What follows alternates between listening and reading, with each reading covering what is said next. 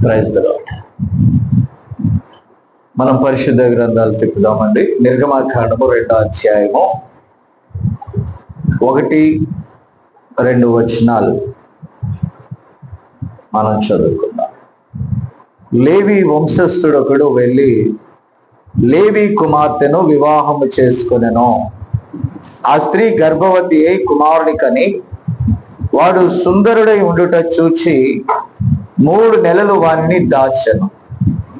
తరువాత ఆమె వాని దాచలేక వాని కొరకు ఒక జమ్ము పెట్టి తీసుకొని దానికి జిగట మన్నును కీలును పూసి అందులో ఆ పిల్లవానిని పెట్టి ఏటి ఒడ్డున జమ్ములో దానిని ఉంచగా.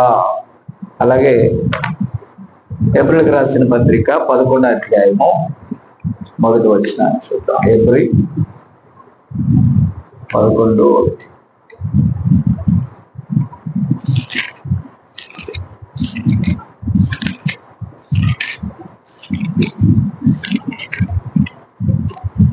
విశ్వాసం అనేది నిరీక్షింపబడు వాటి యొక్క నిజ స్వరూపమును అదృశ్యమైనవి ఉన్నవి అనుటకు రుజువునై ఉన్నది. దానిని బట్టి పెద్దలు సాక్ష్యము పొందిరి. ఆమెన్. ప్రేమగల మా తండ్రి, పరిశుద్ధుడైన దేవా, నీకు వందనాలు, స్తోత్రాలు నాయనా. ఇదిగో ప్రభా, ఈ సాయంకాల వేళలో మరొక్కసారి ఇదిగో ప్రభా, నీ బిడలు నీ సన్నిధానమునకు వచ్చి ఉంటుండగా, నీ వాక్యము యొద్దకు మేము సమీపిస్తుండగా నీ పరిశుద్ధాత్మను మా మధ్య ఉంచండి. వాతావరణాన్ని నీ స్వాధీనంలో ఉంచండి. అలాగే ప్రభా, రేపు వేకువజాము ప్రయాణంలో కూడా మీరు మాకు తోడై ఉండండి. డెలివరీ కొరకు హాస్పిటల్లో అడ్మిట్ అయిన ప్రశాంతిని కూడా జ్ఞాపకం చేసుకోండి. వారి విశ్వాసం చొప్పున ఏ బిడ్డ కావాలని నిన్ను అడిగారో ఆ బిడ్డను మీరు దయచేయండి. ఆరోగ్యముగాను శక్తితో నింపండి. వైద్యుల వైపు మేము చూడట్లేదు కానీ నీ వైపు చూస్తున్నాము. ఎందుకంటే నీవు మాకు పరమ వైద్యుడివై ఉన్నావు నాయన. సహాయం చేయండి. అలాగే ప్రభా నాయన, హోస్పేట కర్ణాటకలో జరిగే కూడికలో మీరు ఉండండి ప్రభా. అలాగే మరలా తిరిగి మా స్థానాలకు మేము వచ్చే వరకు నీ కృప మాకు తోడుగా ఉంచండి. ఈ సమయంలో మరొక్కసారి ఈ చెన్నైలో ఉన్న ఈ చిన్న వధువు కొరకు, కాన్ఫరెన్స్ లో ఉన్న వారి కొరకు, అలాగే నాయన రికార్డ్ చేయబడి ఎక్కడికైతే ఈ వాక్యం వెళ్తుందో వారి కొరకు ప్రార్థిస్తున్నాను ప్రభా. అంచె దినాలు, అపాయకరమైన కాలాల్లో మేము ఉన్నాం నాయన. మీరు అక్కడ అతి సమీపంగా ఉంటుండగా ప్రభా, ఈ వర్తమానాలు అతి వేగంగా అనేకుల యొద్దకు వెళ్ళాలి. ఒకవేళ అక్కడ వధువు ఉంటే తప్పకుండా నాయన వధువును నాయన మేము ఈ వాక్యమును పంపినప్పుడు వధువు ఆ వాక్యమును కనుగొంటది నాయన. నీ కృప చూపమని నిర్మలను రంగం మీదకి నాయన మేము ఆహ్వానిస్తున్నాం ప్రభా. మీరు రండి, మీరు స్వాధీనపరచుకోండి, నన్ను కూడా నీ స్వాధీనంలో ఉంచుకోండి. నా పెదవులను కాయండి నాయన. నీ మాటగాక వేరొక మాట నా నోట రాకుండా సహాయం చేయి ఆయన. సమస్త వాతావరణాన్ని పరిశుద్ధాత్మ స్వాధీనానికి అప్పగిస్తున్నారు. మీరే మాతో ఉండి మాట్లాడమని సహాయం చేయమని సమస్త మహిమ నీకే ఆరోపిస్తూ యేసు నామమున అడుగుచున్నాము. ఆమేన్. దయచేసి కూర్చోండి.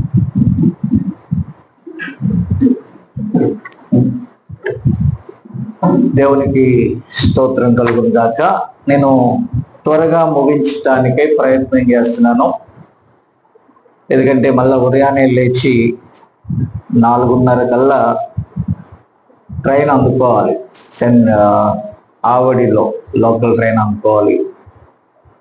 బీచ్ స్టేషన్ నుండి స్పెషల్ ట్రైన్ అది గుంటకల్ వరకు వెళ్తుంది. అక్కడి నుంచి వేరొక ట్రైన్ ద్వారా మరి కర్ణాటక చేరుకోవాలి. ఎందుకంటే ఇప్పుడు సెలవు దినాలు కనుక డైరెక్ట్ ట్రైన్స్ ఏవి ఖాళీ లేవు. ఏదో ఒకటి పట్టుకొని మీటింగ్ స్పాట్కి మనం చేరుకోవాలి. ఆమెన్. అందుకని స్పెషల్ ట్రైన్ ఉంది కాబట్టి ఒక రోజు ముందుగా చేరుతున్నాం. ఎల్లుండి చేరాల్సిన నేను రేపు సాయంకాలానికి అక్కడ చేరుకుంటున్నాం. కాబట్టి ప్రార్థన చేయండి. అలాగే మరి ప్రశాంతిని ఈరోజు అడ్మిట్ చేశారు. రేపు మార్నింగ్ ఆపరేషన్ అనుకుంటా. కాబట్టి అది కూడా దేవుడు మంచిగా జరుగునట్లుగా మీ వ్యక్తిగత ప్రార్థనల్లో జ్ఞాపకం చేసుకోవాలి.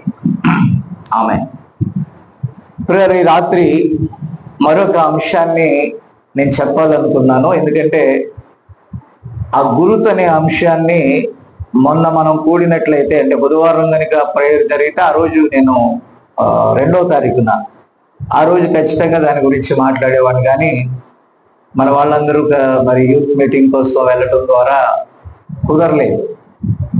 అందుకని ఉదయం ఆ అంశాన్ని క్లోజ్ చేశాను. ఎందుకంటే ఒక మంచి అంశాన్ని లేకపోతే అసంపూర్ణంగా ముగించుట మంచిది కాదని దాన్ని క్లోజ్ చేశా. ఎందుకంటే అక్కడ ఉంటే ఎవరో ఒకరు చూస్తారు, ఎవరో ఒకరు దాన్ని పట్టుకుంటారు. ఏది కూడా వ్యర్థముగా పోదు. ఆ ఆహారాన్ని మనం వదులుతున్నాం, అది ఎవరికో మేలు జరుగుద్ది, మీకు మేలు జరుగుద్ది.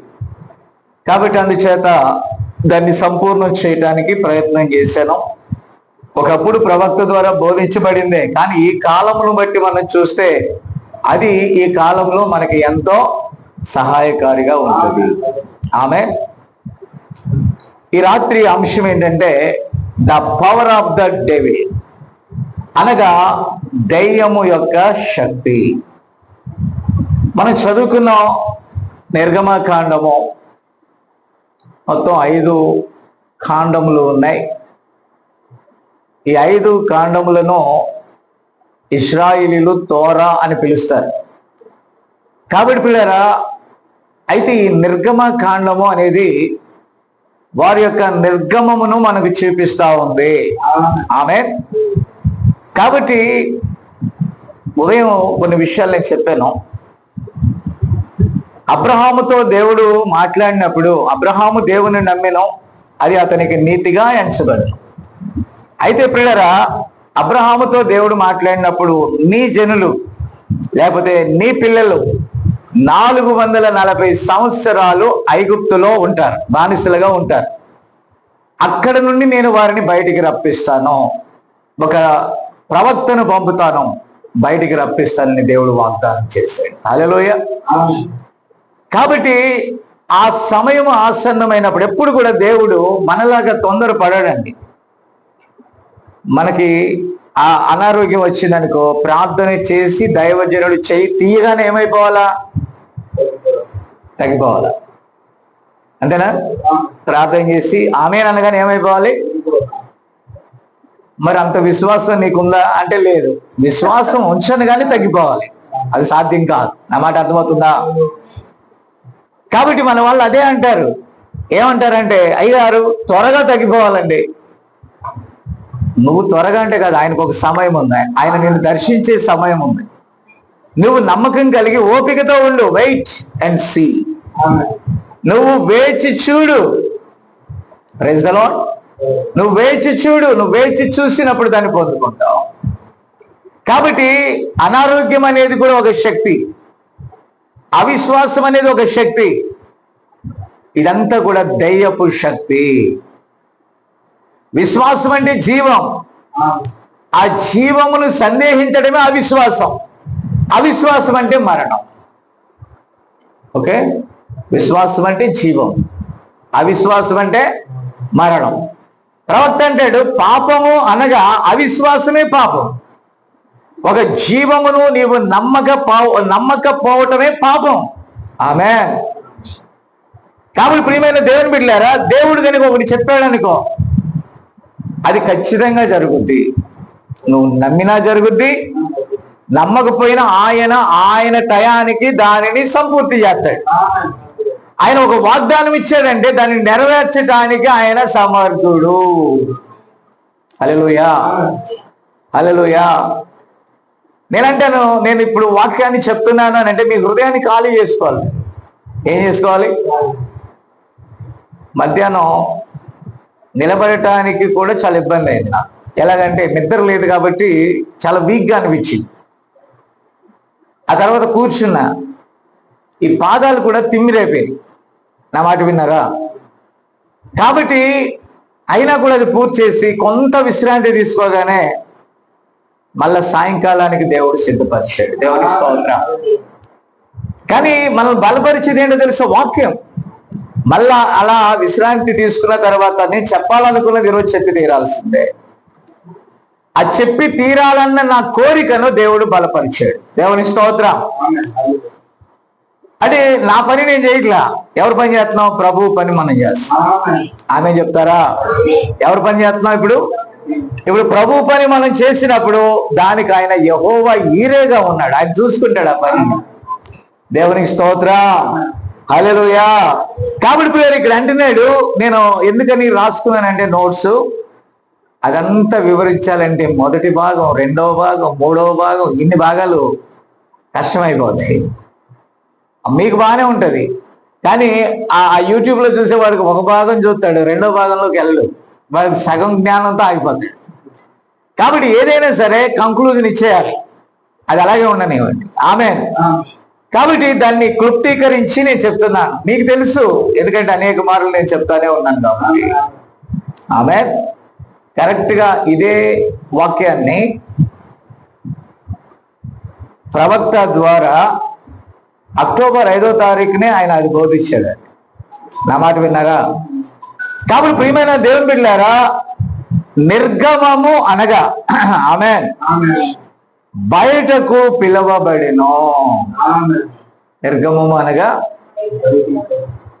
ఐగుప్తులో నుండి వారిని ఎక్కడ తీసుకొచ్చాడు? లేకపోతే మరణములో నుండి జీవములోనికి పిలుచుట, ప్రత్యేకించుట. ఆమేన్, ఆమేన్. కాబట్టి ఈరోజు చర్చ్ అంటాం మనం. చర్చ్ అంటే ఏంటి? సంఘం. పిల్లరా, మీరు దయచేసి గమనించాలి. సంఘంగా మనం ఎవరు కూడుకుంటున్నాం? సంఘంగా ఇక్కడ ఎవరు కూడుకుంటున్నాం? బాప్తిజమం పొంది ప్రభువైన యేసునందు విశ్వాసం ఉంచిన మనం ఇక్కడ కూడుకుంటున్నాం. దాన్ని ఒక సంఘము అన్నారు. పిల్లరా, సంఘమంతా ఎత్తబాటులో ఉండదు, కానీ అందులో విశ్వసించిన వారు ఎత్తబడతారు. 20 లక్షల మంది బయటకు పిలువబడ్డారు, కానీ ఎందరూ వాక్య ప్రకారం నిలబడ్డారో వారు అవతల ఉన్నదాన్ని స్వాధీనపరుచుకున్నారు. ఆమేన్. అయితే ఫస్ట్ ఆఫ్ ఆల్ నీటి బాప్తిజం పొందిన తర్వాత, వాటర్ బాప్తిజం, నువ్వు సపరేట్ అనగా లోకములో నుండి వేరు చేయబడుతున్నావు. అప్పుడు నువ్వు లోక విషయాల కంటే కూడా దేవుని వాక్యం మీద శ్రద్ధ వహిస్తున్నావు. హల్లెలూయా. ఈరోజు ఉదయకాలమున మనం వాక్యం విన్నాం, సాయంకాలమున మనం వాక్యం వింటున్నాం. ఎందుకనంటే మనం ప్రత్యేకించబడ్డాం లోకంలో. లేకపోతే సాయంకాలం ఆదివారం అనగానే మనకు బోళ్ళన్నీ పెట్టుకుంటాం, పనులు పెట్టుకుంటాం. అది తినుట కావచ్చు, లేకపోతే ఎక్కడికైనా వెళ్ళటం కావచ్చు, లేకపోతే ఏదైనా సుందరమైన ప్రాంతాలు చూసి దర్శించి రావాలని అనుకోవచ్చు. కానీ అన్నిటికంటే మనకు సుందరమైన ప్రాంతం ఒకటి ఉంది. అదేంటో తెలుసా? దేవుని రాజ్యము. ఆ దేవుని రాజ్యముని గురించి, మనం వెళ్ళబోయే దేశముని గురించి తెలుసుకోవాలనే ఆసక్తి మనల్ని తీసుకొచ్చి వాక్యము చుట్టూ మనను చేరుస్తూ ఉన్నది. హల్లెలూయా. మీరు అర్థం చేసుకోవాలి దయచేసి. కాబట్టి పిల్లరా, సంఘం అంటే మీరు సంఘముగా ఉండుటకై బయట నుండి పిలువబడ్డారు, ప్రత్యేకించబడ్డారు. హల్లెలూయా. అంటే మీరు లోకానికి ఇక దాసులుగా లేరు, కానీ లోకము నుండి వేరు చేయబడి దేవుని వాక్యము చేత ఏ విశ్వాసము ద్వారా మీరు బయటకు వచ్చారో ఆ విశ్వాసాన్ని బలపరిచే దేవుని వాక్యం కొరకు మీరు ఇక్కడ వేచి ఉన్నారు. స్తోత్రం. అర్థమవుతుందా? ఇందాక వస్తా అడిగాను చిన్న సన్నీని, పెద్ద సన్నీని పంపించాడు చిన్న సన్ని. ఆమేన్. అంటే పెద్ద సన్నీని పంపించాడు, ఇద్దరు కలిసి వెళ్ళారు. మరి ఒక్కడే వచ్చావు, ఇంకొకటి where is your partner friendship? మరి అదే మరి విశ్వాసం అంటే. పెళ్లి కాని ప్రసాదువు కాబట్టి నువ్వు వచ్చావు, పెళ్ళి అయినోడు కాబట్టి ఆగిపోయాడు. That is it. రక్షణ లేనోడు బయట తిరుగుతాడు, రక్షణ పొందినోడు ఏం చేస్తాడు? వాక్యం దగ్గరికి వస్తాడు. హీఈస్ మన పార్ట్నర్. ఎవరు? యేసయ్య. దేవుని స్తోత్రం. కాబట్టి పిల్లరా, మీరు దయచేసి గమనించాలి. ఈ చిన్న సన్నీని అడుగుతా ఉన్నాను, నీకు వాక్యం అర్థమైందా అని. ఇందాక సరిగా గుర్తు లేదంట. టోకెన్ అంటే గుర్తు లేదంట. హల్లెలూయా. నిజమే. నీకు వాక్యం అర్థం కావాలంటే యు మస్ట్ బి, నువ్వు తప్పకుండా పరిశుద్ధాత్మను పొందుకోవాలి. పరిశుద్ధాత్మ లేకపోతే ఈ గడియ వర్తమానమును ఎవరు విశ్వసించలేదు. వాళ్ళకి అది అర్థం కాదు. నేను మొన్న చెప్పాను మీకు, యూత్ మీటింగ్ లో నాకు ఇచ్చిన సమయంలో ఆ మర్మములలో ఒక పరలోక రాజ్యమును గురించిన మర్మమును గురించి కొంత పరిచయం చేశాను. అనేకులకు అది అనుగ్రహించబడలా. అది ఎవరికి అనుగ్రహించబడాలో నిర్ణయించబడిన వారి కోసం దేవుడు ప్రత్యేకపరిచాడు. ఇప్పుడు పెద్ద పెద్ద డినామినేషన్ సేవకులు ఉన్నారా?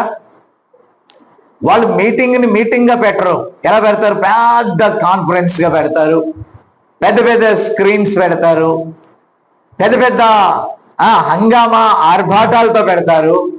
అలాగే ప్రజల దగ్గర నుంచి కొన్ని lakhs of rupees వాళ్ళు ఏం చేస్తారు? వసూలు చేస్తారు.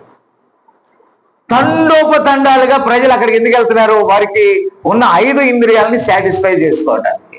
నెంబర్ 1 నేత్రాశ, శరీరాశ, జీవపు డంభం. వీటికి సంబంధించినటువంటి తృప్తి అక్కడ కలుగుతుంది కాబట్టి వారు అక్కడికి పరిగెడుతున్నారు. కానీ ఎందరైతే దేవుని సంకల్పంలో నిర్ణయించబడ్డారో వారు మాత్రమే ఈ వర్తమానాన్ని అంగీకరిస్తారు. ఈ వర్తమానాన్ని అంగీకరించే వారు స్పెషల్ పీపుల్. వారు ప్రత్యేకమైన వారు, నిర్ణయింపబడిన వారు. ఆ నిర్ణయింపబడిన వారికి తప్ప మరెవరికి అది అర్థం కాదు. ఆ పెద్ద పెద్ద భవనాలలో రన్ చేసేటటువంటి ఆ సినిమా థియేటర్లకు ప్రజలు, మనుషులు ఉంటున్నారు. అక్కడ ప్రొజెక్టర్ ఉంటుంది, సిల్వర్ స్క్రీన్ ఉంటుంది. ఏ స్క్రీను? సిల్వర్. చిన్నప్పుడు మేము ఊర్లో ఉన్నప్పుడు ఒక సినిమా రిలీజ్ అయితే ఎంత చక్కగా మనదేమో రండి వినండి ఆశీర్వాదాలు పొందండి అని వాళ్ళు చెప్తే, నేడే చూడండి రోజుకు 3 ఆటలుగా ప్రదర్శించబడుతున్న చిత్రం యమగోళ. వినారా? ఏంటది? మీరు త్వరగా రండి లేకపోతే హౌస్ఫుల్ కావచ్చు. వినారా? కాబట్టి పిల్లరా నేడే చూడండి అని చెప్పేది. దేవునికి స్తోత్రం. ఈరోజు సిల్వర్ స్క్రీన్ మీద ప్రదర్శించబడిన భారీ సినిమాస్కోప్ చిత్రం నంబూరులో ఉంది, ఒంగోలులో ఉంది, థియేటర్లో ప్రదర్శించబడుతుంది. ఆమె హైదరాబాద్ లో కూడా ప్రదర్శించబడుతుంది. అక్కడక్కడ ప్రదర్శించబడేటటువంటి చిత్రాలు, విచిత్రాలు. ఆమె బైబిల్లో లేనివన్నీ కూడా తెచ్చి లేఖనాలు ఎక్కడ కూడా మీకు కనపడవు. ఆమె కాబట్టి ప్రజలు ఆ థియేటర్లో, సినిమా థియేటర్లో ప్రజలు ఉంటున్నారు. ఆదివారం రాగానే ఆదివారం ఓపెన్ అయ్యే థియేటర్లో 3 ఆటలు, మార్నింగ్ షో, మధ్యాహ్నం ఏమన్నారు దాన్ని, మ్యాట్నీ. హల్లెలూయా. పోలేదు రక్తం. First show and second show. ఓకేనా? 4 ఆటలు కదా, మరి నేను 3 ఆటలు అంటున్నాను. ఓకే. కాబట్టి ఇప్పుడు ఆ ఆలయాల్లో 3 ఆటలు, మార్నింగ్ షో, మధ్యాహ్నం షో, రాత్రి షో. అదే కాబట్టి పిల్లరా, నో దేవుడు సేవకులను పంపాడు కానీ సిల్వర్ స్క్రీన్లను పంపలేదు. నేను అంటాను, మీరు కాన్ఫరెన్స్ లో కొంతమంది ఉన్నారు, వాళ్ళకి కొంత మట్టుకే ప్రయోజనం. నాకు అర్థమైందా? ముఖాముఖిగా వచ్చినప్పుడు మరింత లోతుగా వారు వాక్యాన్ని వినగలుగుతారు. కాన్ఫరెన్స్ లో కూర్చున్న వాళ్ళు 100% వాక్యం దగ్గర పెట్టుకుని ఇలాగా బిక్కుమంటే చూస్తారా? నాకు తెలీదా? అది తిరుగుతూ ఉంటారు. అన్నం తినే వాళ్ళు అన్నం తినేస్తూ ఉంటారు, కూల్ డ్రింక్ తాగేవాడు కూల్ డ్రింక్ తాగుతూ ఉంటాడు. అది మ్యూట్లో పెడతారు. కుక్కను తోలేవాడు కుక్కను తోలుతాడు, నక్కను తోలేవాడు నక్కను తోలుతాడు. వాకింగ్ కోసం దాని దగ్గర కనిపెట్టుకుని వినేవాళ్ళు ఉన్నారు. మీరున్నారు, చచ్చినట్టు బుక్ అయిపోయారు. ఎవరైనా బయటికి వెళ్ళారనుకో, శామ్యూల్ ఎందుకు బయటికి వెళ్ళామంట, అంతేనా? కాబట్టి మీరు దయచేసి గమనించాలి. అందుకే దేవుడు ఎవరిని పంపించాడు? సేవకుల్ని పంపించాడు. దేవుని స్తోత్రం. సిల్వర్ స్క్రీన్ మీద వేసేది కాదు. ఆమె అంటే ఇప్పుడు ప్రజలు ఎక్కడికి వెళ్తున్నారు అని అంటే, ఆ సినిమా థియేటర్లను వదిలేసి వేరే థియేటర్లకు వెళ్తున్నారండి. మీకు అర్థం కదా? అన్ని జనులైన వారు క్రైస్తవ థియేటర్లకు వెళ్తున్నారు. ఏ థియేటర్ అంటే దాని పేరు కూడా ఏ థియేటరు? Christian theatre. ఏ థియేటర్? అది కూడా ఫిల్మే కదా, అది కూడా సిల్వర్ స్క్రీనే కదా. నా మాట అర్థం కావట్లేదు మీకు. నేను ఎవరినో విమర్శిస్తున్నానని కాదు, లేఖనములో లేని ప్రతీది కూడా తప్పే. ఆమె ఓకే, మనం ముందుకెళ్దాం. మన సమస్యలు మనకున్నాయి, వాక్యంలో మనం చూసుకుంటూ వెళ్ళాలి. కాబట్టి పిల్లరా, ఎందుకు ఈ మాట అన్నానంటే, సంఘము అనగా లోకం నుండి వేరైనది. లోకం నుండి వేరే మళ్ళా లోకంలోకి వెళ్తుంది సంఘం అంటే. అక్కడ ఏముంటాయి? లోక సంబంధమైన స్టోరీలు చెప్తారు. నా మాట అర్థమవుతుందా? ఏంటి ఆ స్టోరీలు? అత్త కోళ్ళు ఎలాగా సర్దుకుపోవాలి. సర్దుకుపోదాం రండి. ఏం చేద్దాం? మీకు అర్థమైందా? అలాగే అత్తా కోడళ్ళు, అలాగే ఆ కుటుంబంలో ఉన్నటువంటి ప్రతి చిన్న దాన్ని పెద్దగా దానికి డెవలప్, ఎలివేషన్ ఎక్కువ పెంచి, చిన్నదాన్ని మీరు ఏం చేస్తారు? పెద్ద ఎలివేషన్ అవన్నీ కూడా ఏం చేస్తారు? పెద్ద పెద్దగా చూపించి అయిపోయిందా? అదా లేఖనం అంటే? లేఖనం అంటే అదా? సర్వసత్యంలోకి మనల్ని నడిపించేది లేఖనమై ఉన్నది. అది అందరికి బాగుంటది కదా. అత్తను తిట్టినప్పుడేమో కోడలు సంతోషిస్తుంది, కోడలు తిట్టినప్పుడు అత్త సంతోషిస్తుంది. కొంచెంసేపు ఎంజాయ్ చేస్తారు ఆ థియేటర్లో, మళ్ళా వెళ్ళిపోయి యథా మామూలే. అత్త అంటది, వాక్యం విన్నావు కదా కోళ్ళ, అంట్లు తోమేవా అంటే తోముకో. రొటీన్ డైలాగ్ అది. మరి చర్చిలో నువ్వు అంత వినయ విధేయతగా విన్నావు కదా అంటే, వినటం వలన విశ్వాసం వస్తుంది అన్నారు. కొంచెమే వచ్చింది, కొంచెమేతో. కాబట్టి అక్కడ మనిషి ఎవరైనా ఉంటే ఇక్కడ పరిశుద్ధాత్మ కార్యం చేయాలి తప్ప లేఖనం నీకు అర్థం అవ్వాలంటే మానవ కల్పిత సిద్ధాంతముల ద్వారా అది రాదు. బైబిల్లో లేనిదంతా కూడా అవిశ్వాసం. బైబిల్లో లేనిదంతా కూడా మనం ఏదైనా చేయదలిస్తే అది మరణం. ఆమేన్. అది దెయ్యము సులువుగా ప్రజలను లాగేటటువంటి ఒక శక్తి. యేసు ప్రభువు ఏమన్నాడు తెలుసా? నా తండ్రి ఒకరిని ఆకర్షించకపోతే ఎవడు కూడా నా యొద్దకు రాలేడు అన్నాడు. అదే పరిశుద్ధాత్మ ఆకర్షిస్తే వాక్యం దగ్గరికి వస్తావు, నువ్వు వాక్యానుసారంగా నువ్వు చేస్తావు. ఆమేన్. పరిశుద్ధాత్మ లేకపోతే నీవు దాన్ని అంగీకరించలేవు. ఆమేన్ చెప్తారా? దేవుని స్తోత్రం కలుగును గాక. అంటే సంఘం అంటే ఏంటి? లోకములో నుండి వేరైనది. ఆమేన్. అంటే మరణములో నుండి జీవంలోనికి ప్రవేశించింది సంఘము. కాబట్టి బాప్టిస్ట్ అని, పెంతెకొస్తు అని, అదని ఇదని ఎక్కడుంది? నువ్వు ఒక క్రైస్తవుడువా కాదా?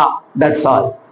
క్రైస్తవుడు అనగా లోకములో నుండి క్రీస్తు కొరకు ప్రత్యేకించబడిన వాడు క్రైస్తవుడు.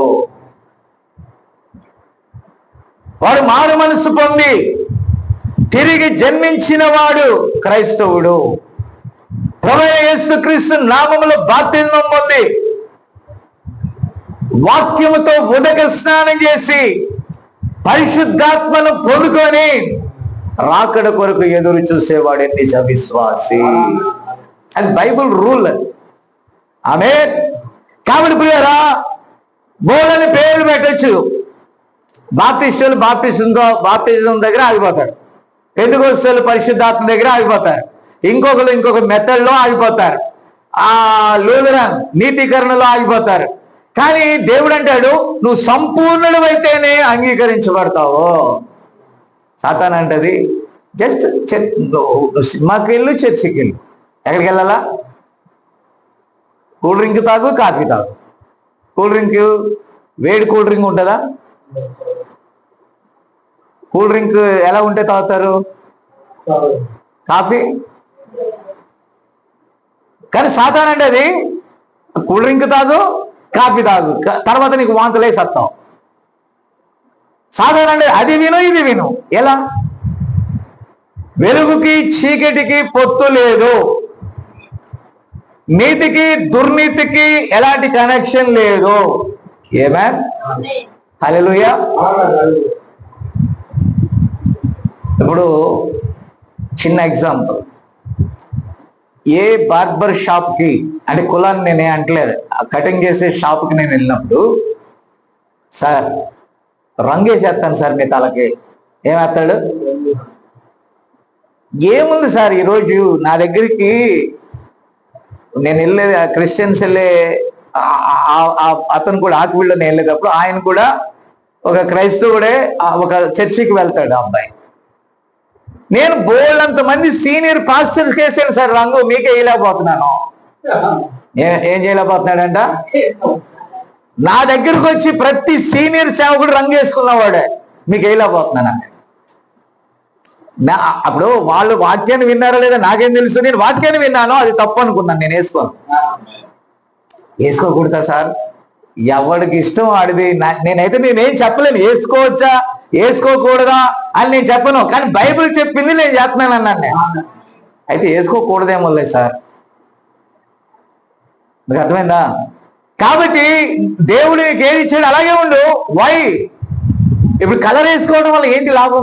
నాకేం లాభం లేదు, నీకు లాభం ఉండొచ్చు. పనికి వెళ్తాంట చూడవా ఎలా చెప్తున్నారు. పని చేసేది జుట్ట శరీరమా? బరువు జుట్టు మోస్తుందా? బరువులు జుట్టు మోస్తుందా? ఇప్పుడు కొంతమందికి ఇప్పుడు ఏసేపు ఉన్నాడు, చిన్నప్పటి నుంచే వైట్ వచ్చింది, ఏం కథ మరి? పని చేయడా మరి? జుట్టు చేస్తుంది పని కాదు, దాని వెనకాల ఏదో స్టోరీ ఉంది, దాని వెనకాల ఏదో ఆలోచన ఉంది. నో, యవనస్తులా కనపడాలి, యూత్ లాగా కనపడాలి, అంతేనా? అందుకే యూత్ కాన్ఫరెన్స్కి వచ్చాడు మొన్న. ఆమేన్. నా మాట అర్థమవుతుందా? కాబట్టి పిల్లరా, మనము వీటన్నిటి నుండి బయటకు వచ్చేసాం, వాక్యం దగ్గరికి వచ్చేసాం. ఇప్పుడు వాక్యం దగ్గరికి వచ్చినప్పుడు బైబిల్ ఏదైతే చెప్తుందో దాన్ని మనం పాటిస్తాం. ఎంతమంది అయినా నమ్మనివ్వండి, నో ప్రాబ్లం. ఇప్పుడు నెహ్రూ నన్ను ఏమనేవాడు? తమ్ముడు అనేవాడు మనోడు చిన్నప్పుడు, నాకంటే పెద్దోడు. ఇప్పుడు అన్నయ్య అంటున్నాడు నన్ను. ఏమొచ్చింది? సరే, వాళ్ళ భార్య కూడా అన్నయ్య అనేది ఆమె ఓకే. తనొచ్చి ఈరోజు ఏమంటున్నాడు? అన్నయ్య అంటున్నాడు. పిల్లరా, కారణం ఏంటంటే వాడు రంగేసాడు, నేను రంగయ్యా. రంగేసినంత మాత్రాన, నా మాట విన్నారా, వాడు కుర్రోడు అయ్యాడా? ఈరోజు వేషధారులుగా మారిపోతున్నాం మనం. ఎలా మారిపోతున్నాం చెప్పట్లేదండి, వేషధారులుగా మారిపోతున్నాం. కానీ దేవుడు ఏమన్నాడు తెలుసు? ఆడవాళ్ళు కానీ మగవాళ్ళు కానీ సుందరములైన మీ అవయవములకు ఎక్కువ సౌందర్యం అక్కర్లేదు. హల్లెలూయా, దేవుని స్తోత్రం కలుగునుగాక. కాబట్టి ఈరోజు ఏంటంటే చర్చిలు పోటీ. ఒకడు 10 లక్షలతో కడితే ఒకడు 20 లక్షలు, ఒకడు 20 లక్షలతో కడితే 50 లక్షలు, ఒకడు 50 లక్షలతో కడితే ఇంకోటి ₹1,00,00,000 గోపురాలు. అర్థమవుతుందా? పోటీ. చర్చిలు పరలోక రాజ్యానికి మనం తీసుకెళ్తాయని ఎక్కడ ఉంది బైబిల్లో? దేవుని వాక్యాన్ని నమ్మి వాక్య ప్రకారం జీవిస్తే నువ్వు ఎత్తబడతావు. గ్లోరీ. అర్థం కావట్లేదు నీకు? డోస్ ఎక్కువైందా? 2 ఉదయం సాయంకాలం అనేలోకి ఇబ్బంది అయిందా? రోజుకి ఒక పూటే తినండి మరి. కాబట్టి శరీరము బలం పుచ్చుకోవడానికి మనం దానికి సమయానికి దానికి ఆహారం పెడుతున్నాం. ఆత్మ బలం పుచ్చుకోవటానికి మనకి వేరే ఆప్షన్ లేదు. ఇక మధ్యలో ఆప్షన్ ఉందా? లేదు. కానీ దొరికిన సమయాన్ని మనం వినియోగించుకోవాలి. ఉన్న కొద్ది సమయాన్ని 2 పూటలు కానీ 3 పూటలు కానీ. ఇంకా ఎక్కువైందనుకో 3 షోలు వేస్తాం. ఎన్ని షోలు? అంతే. ఆ షోలు స్క్రీన్ మీద వేస్తారు, ఈ షోలు ఏమంటారు దాన్ని, ఈ షోలు డైరెక్ట్ గా ఉంటాయి. ఆమె దేవుడి శక్తి ఇవ్వాలంతే. దేవుడి స్తోత్రం కలుగునుగాక. ఇక్కడ అంటున్నాడు, నువ్వు తిరిగి జన్మించితేనే గాని దేవుని రాజ్యములో ప్రవేశింపలేవు. ఎవరు బాప్టిస్ట్, దేవుని రాజ్యానికి వెళ్ళావు. బ్రదరన్, దేవుని రాజ్యానికి వెళ్ళావు. ఇంకోటి ఆ పేరు చెప్పుకుంటే దేవుని రాజ్యానికి వెళ్ళావు. మా ఫ్రెండ్ అంటాడు లూథరన్, అది ఏమంటాడంటే, ఈ చర్చ్ అంతా నువ్వు వాడుకో బాబు అంటాడు. వాళ్ళ చర్చి నేనేం చేయాలంట? ఒక చర్చి కట్టాడు, ఇంకా కంప్లీట్ అవ్వాలా. కంప్లీట్ చేయడానికి చాలా అమౌంట్ అవుతుందని చెప్తున్నాడు. ఉన్నావు కదా, అది నువ్వు వాడుకో, ఏదైనా కార్యక్రమంలో పెట్టుకో. మరి నువ్వు వస్తావా అంటే, మీది లూథరన్, మాది వేరు కదా. మాది లూథరన్, మీది వేరు కదా. ఎవరు ఎక్కడ వేరు? నీది ఎక్కడి నుంచి వచ్చింది? బైబిల్ నుంచి వచ్చింది. నేను చెప్పేది ఎక్కడి నుంచి చెప్తున్నాను? బైబిల్ నుంచి. నిజమే, సంఘ శాఖలు ఏం చేస్తున్నాయి? డినామినేషన్ డివైడ్ చేస్తున్నాయి. ఏం చేస్తున్నాయి? వాక్యం ఒక్కటి చేస్తున్నాయి. డినామినేషన్ ఏం చేస్తున్నాయి? ఒక డినామినేషన్కి ఇంకో డినామినేషన్కి వైరం. మరి నువ్వు ఎలా దేవుని సంబంధం? మనం అందరం ఎక్కడ కూర్చోవాలి? మళ్ళీ వెళ్ళి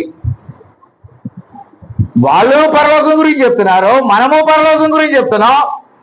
ప్రతి డినామినేషన్ పరలోకం గురించి చెప్తుంది, మార్గం గురించి. మళ్ళీ ఒకరంటే ఒకరికి పడదు. మరి అక్కడ ఎలా ఉండాలి? ఆయన విభజించబడి ఉన్నాడా? లేదు. వాక్యం విభజించబడిందా? లేదు. నువ్వెందుకు విభజించుకుంటున్నావంటే సాతాను బలము దేవుని బలాన్ని ఏం చేసింది? వీక్ చేసేసింది. వాడంటాడు, నువ్వు బాప్టిస్ట్, నువ్వు అలాగే ఉంది. బాప్టిస్టోడు పెంతెకోస్తుకి వెళ్ళకూడదు, హల్లెలూయా అనకూడదు.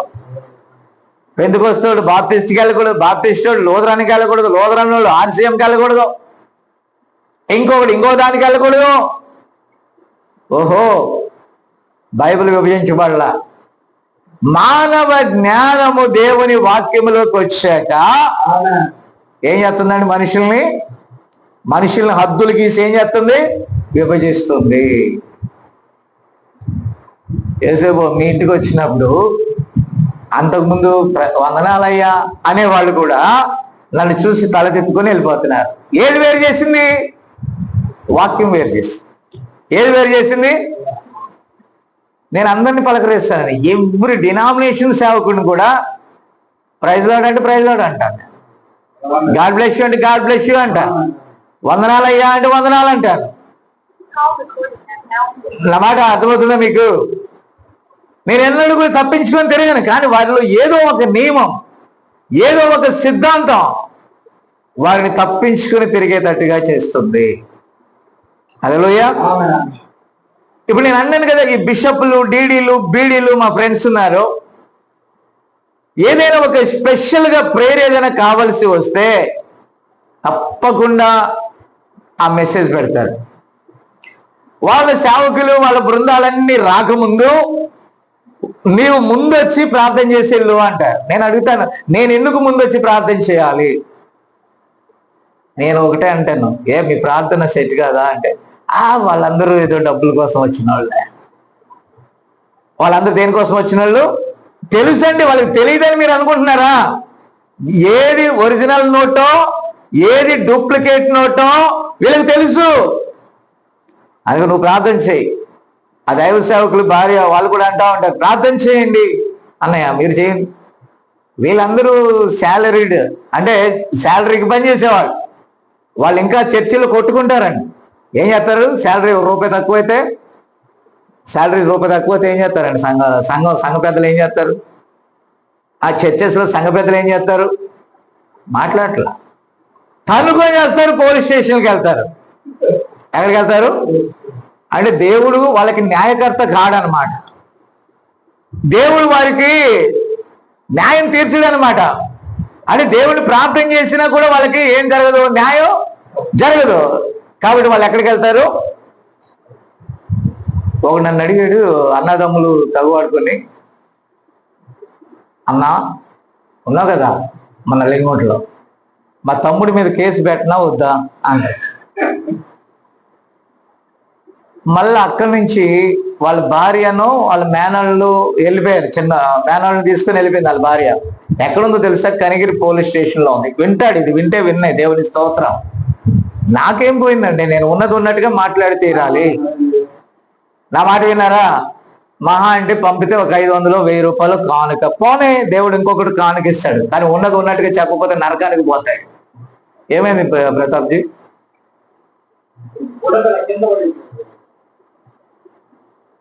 ఆటో బుడ్డపిల్ల ఎక్కడి నుంచి పడింది? అందుకు లేట్. ఓకే ఓకే, దేవుని స్తోత్రం, కూర్చోండి. కాబట్టి పోయారా, బుడ్డపిల్లని ఎత్తి పడేసింది అనమాట. మనవాడు వస్తా ఉంటుంది, అది సాతాను కరెంట్ తీసేసి బుడ్డపిల్లని ఎత్తి కింద వేసేసి. Praise the Lord. కాబట్టి అతను అన్నాడు, ఆమె అన్నది పోలీస్ స్టేషన్ లో వాళ్ళ మేనల్లుడితో ఫోన్ చేస్తే, వందనాలు అయ్యగారు అని. వందనాలు, మేము పోలీస్ స్టేషన్ లో నుండి పోలీస్ స్టేషన్ నుంచి ఫోన్ చేస్తున్నాం అన్నాడు. ఓకే, ఆ అన్న ఏమంటాడంటే పోలీస్ స్టేషన్కి భార్యని మేనల్ని పంపించి ఈయన అంటాడు పెట్టమంటావా వద్దా అన్నాడు. ఏంటది? కేసు అంట. నేను వాళ్ళని అడిగితే కేసు పెట్టేసాం అయ్య గారు, ఏం చెప్పమంటావు? నువ్వు పెట్టేశాక నేనేం చెప్తాను? కాబట్టి ఇప్పుడు సమాధాన పడమంటే పడరు. మీకు అర్థమైందా? సమాధాన పడమంటే మనం చెప్పామనుకో నీకు 1000 రూపాయలు కట్ట. అలాంటి 1000 రూపాయలకి 500 కక్కుర్తి పడే విశ్వాసం కాదు ఇది. దేవుని స్తోత్రం కలుగును గాక. అర్థమవుతుందా నేను చెప్పేది? ఇప్పుడు మనోడు గోల ఏంటో తెలుసా? దానం గారు కానీ ఇన్ఫ్లుయెన్స్ కానీ నేను చెప్పిన ఏదో వాక్యం కానీ ప్రభావితమై 50,000తో నా ప్రాళ్ళు వేసాడు. నాకు కానీ కోపం వచ్చి దానికి రాళ్ళు మొత్తం ఏరుకొని వెళ్ళిపోమంటారు. అంతే కదా? కారణం ఏంటంటే నీ రాళ్ళ కోసం, నువ్వు చేసే దానికోసం నేను దేవుని వాక్యానికి విరోధంగా నేను మాట్లాడలేను.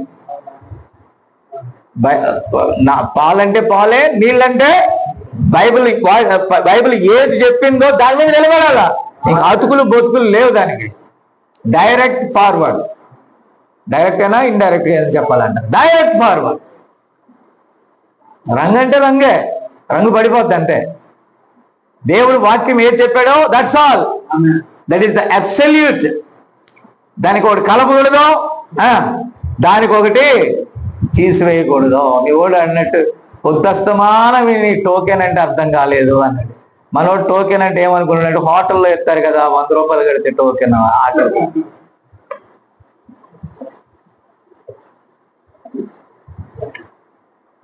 అయ్యగారు ఏసురత్నం అమ్ముతారా అన్నాడండి ఒకడు.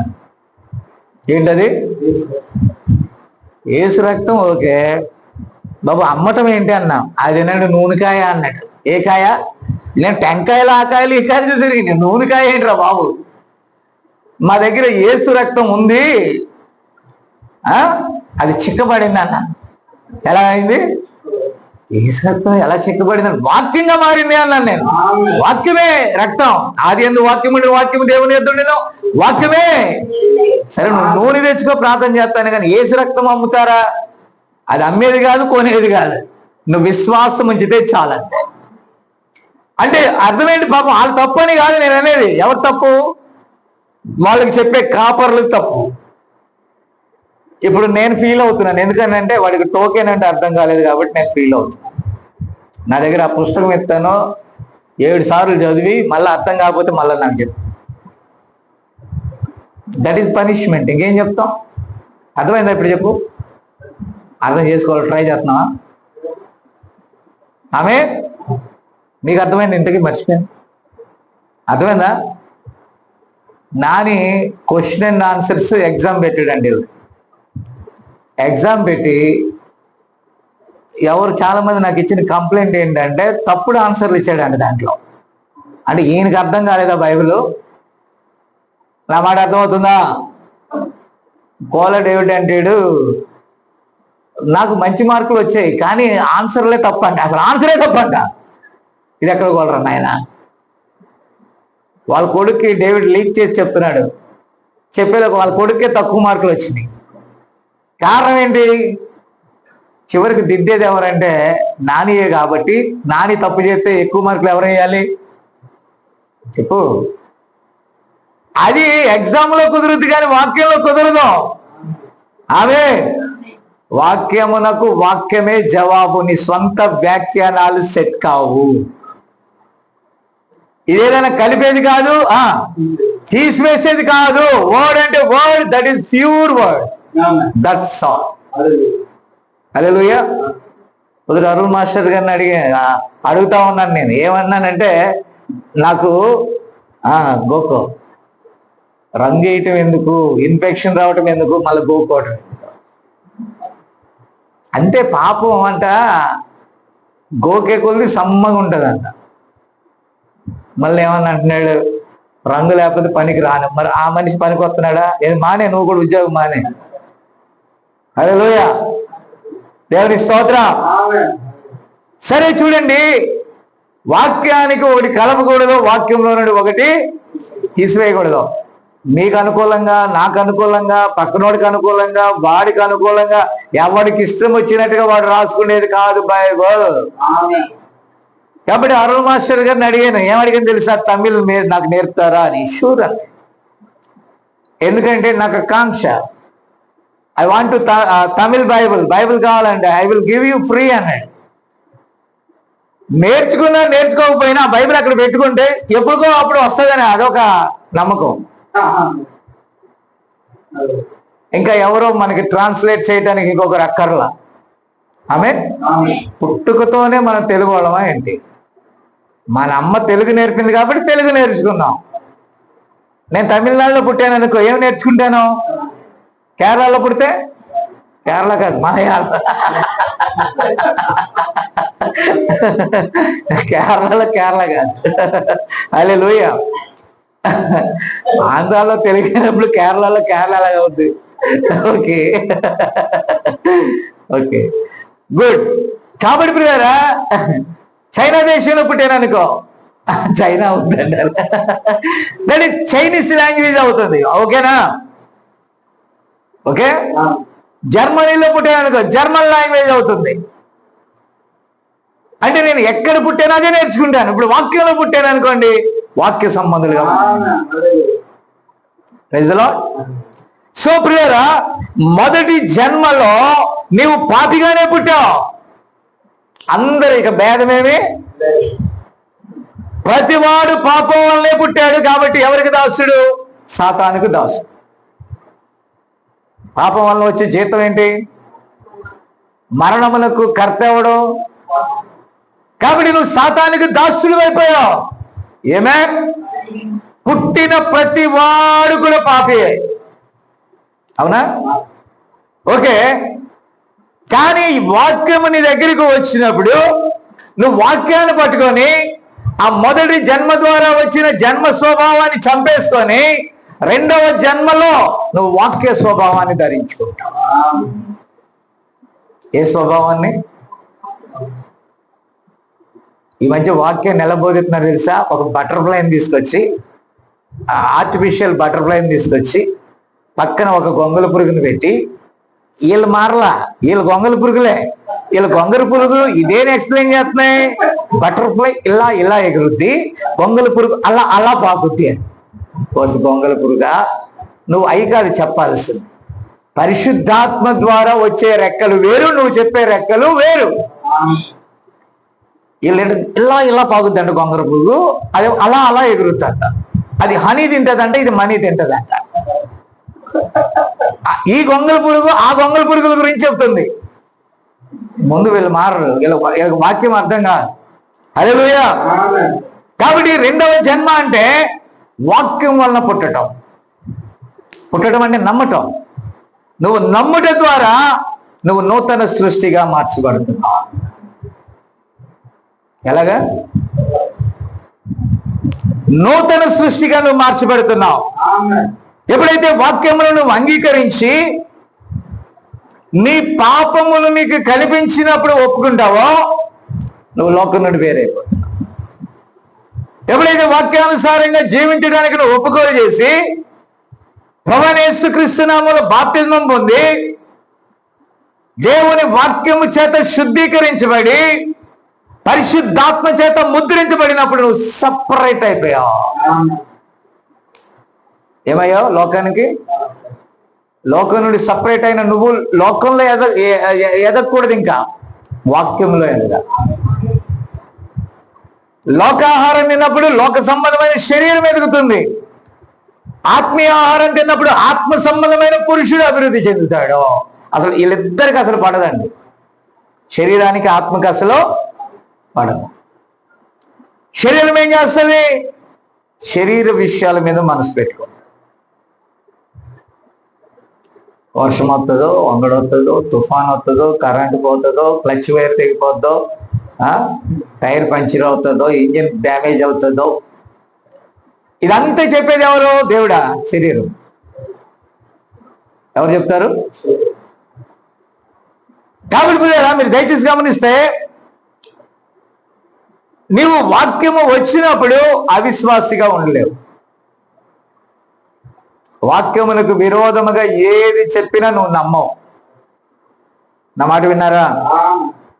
వాక్యానికి విరోధంగా వాళ్ళు వచ్చి అంటారు, మా చర్చికి రావచ్చు కదా, ఇక్కడికి వెళ్ళండి అక్కడికి వెళ్ళండి. ఏమంటారు? ఎవరు మాట్లాడట్లా. ఎక్కడికి వెళ్ళాలా? సినిమాకి వెళ్ళండి, చర్చికి వెళ్ళండి. సినిమాకి వెళ్ళండి, చర్చికి వెళ్ళండి అనేది ఎంత ప్రమాదమో, నులివెచ్చని సంఘానికి జీవం గల సంఘానికి కలపడం అంతే ప్రమాదం. ఆమేన్. నీ పాదములు జీవము కలిగిన స్థలంలో ఉండాలి. Praise the Lord. కాబట్టి దేవుని వాక్యం వచ్చినప్పుడు మనం దాన్ని అంగీకరించినప్పుడు మన లోకం నుండి వేరైపోతున్నాం. Praise the lord. సాతాను ఏం చేస్తుంది? దేవుని నుండి వేరు చేస్తుంది. ఇప్పుడు మరణం అంటే ఎవరి నుండి వేరు చేసింది? వాక్యము నుండి. ఇప్పుడు వాక్యం వచ్చి ఏం చేసింది? మరణం నుండి వేరు చేస్తుంది నిన్ను. హల్లెలూయా. నా మాట అర్థమవుతుందా? వాక్యము నేను మరణము నుండి వేరు చేస్తుంది, లోకము నేను దేవుడి నుండి వేరు చేస్తుంది. ఆమేన్. అసలు పాపం అంటే ఏంటి? ఒక ఆర్డర్ దేవుడు ఇచ్చినప్పుడు ఆర్డర్ ని త్రోసేసి చేసే తప్పే పాపం. హల్లెలూయా, హల్లెలూయా. ఇక్కడంటే ప్రవక్త అస్తమయ కాలమున వెలుగు కలిగింది. అస్తమయ కాలం అంటే ఎప్పుడు? పొద్దు గుంకే దిక్కేది, ప్రొద్దు ఏ దిక్కున అది అస్తమయ కాలం అంటారు. ఏ దిక్కు? అప్పుడు ఒకటి చెప్పండి, సూర్యుడు ఏ వైపున ఉదయిస్తాడు? బాగా తెలుసు. The sun is rises in the east. Sunset అంటే తూర్పున ఉదయిస్తే ఎక్కడ సన్సెట్ అవుతుంది? అస్తమయం ఎక్కడ కలుగుతుంది? పశ్చిమాన. అంటే తూర్పున పుట్టినటువంటి దేవుని వాక్యము అస్తమయ కాలంలో ఆ పశ్చిమాన అదే క్రియలు దేవుని ప్రవక్త ద్వారా దేవుడు మళ్ళా అక్కడే చేశాడు. అంటే ఆయన నిన్న నేడు నిరంతరము మారని దేవుడిని నిరూపించాడు. నాకంటే గొప్ప కార్యాలు మీరు చూస్తారన్నప్పుడు అవి జరిగాయి. అక్కడ చనిపోయిన వారు లేచారు. అక్కడ భయంకరమైన రోగాలు పోయాయి. అక్కడ కాలు సైజు తక్కువైతే కూడా ఎముక అప్పటికప్పుడు ఎదిగి స్ట్రైట్. చనిపోయినటువంటి ఆ సూర్య చాప కూడా బ్రతికింది. ఎన్నో మిరేకల్స్. ఎందుకంటే వాక్యాన్ని రుజువు చేయటానికి, ప్రవక్తను రుజువు చేయటానికి దేవుడు ఆ మొదటి దినాల్లో ఎలాగైతే చేశాడో చివరి దినాల్లో కూడా ఆయన అలాగే చేశాడు.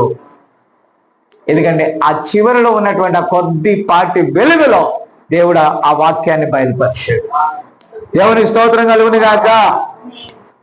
కాబట్టి పిల్లరా, క్రీస్తు శకం 33లో యేసు క్రీస్తు యొక్క పరిచర్య ప్రారంభమై పెంతెకొస్తు దినాన పరిశుద్ధాత్మతో నింపబడి ఆ 2000 సంవత్సరముల యొక్క అంతానికి వచ్చేటప్పటికి పశ్చిమాన నిలబడింది వాక్యం. యూదులు దాన్ని త్రోసేశారు. ఈరోజు అస్తమయ కాలంలో కలిగిన ఆ వెలుతురులో మనల్ని మనం సిద్ధపాటు చేసుకున్నాం. ఏదో ఒక సమయమున ఆ పిలుపు విని ఎత్తబడతామని ట్రాన్స్ఫార్మ్ అవుతాం. స్తోత్రం. ఆ మాట అర్థం కావట్లేదా మీకు? హల్లెలూయా.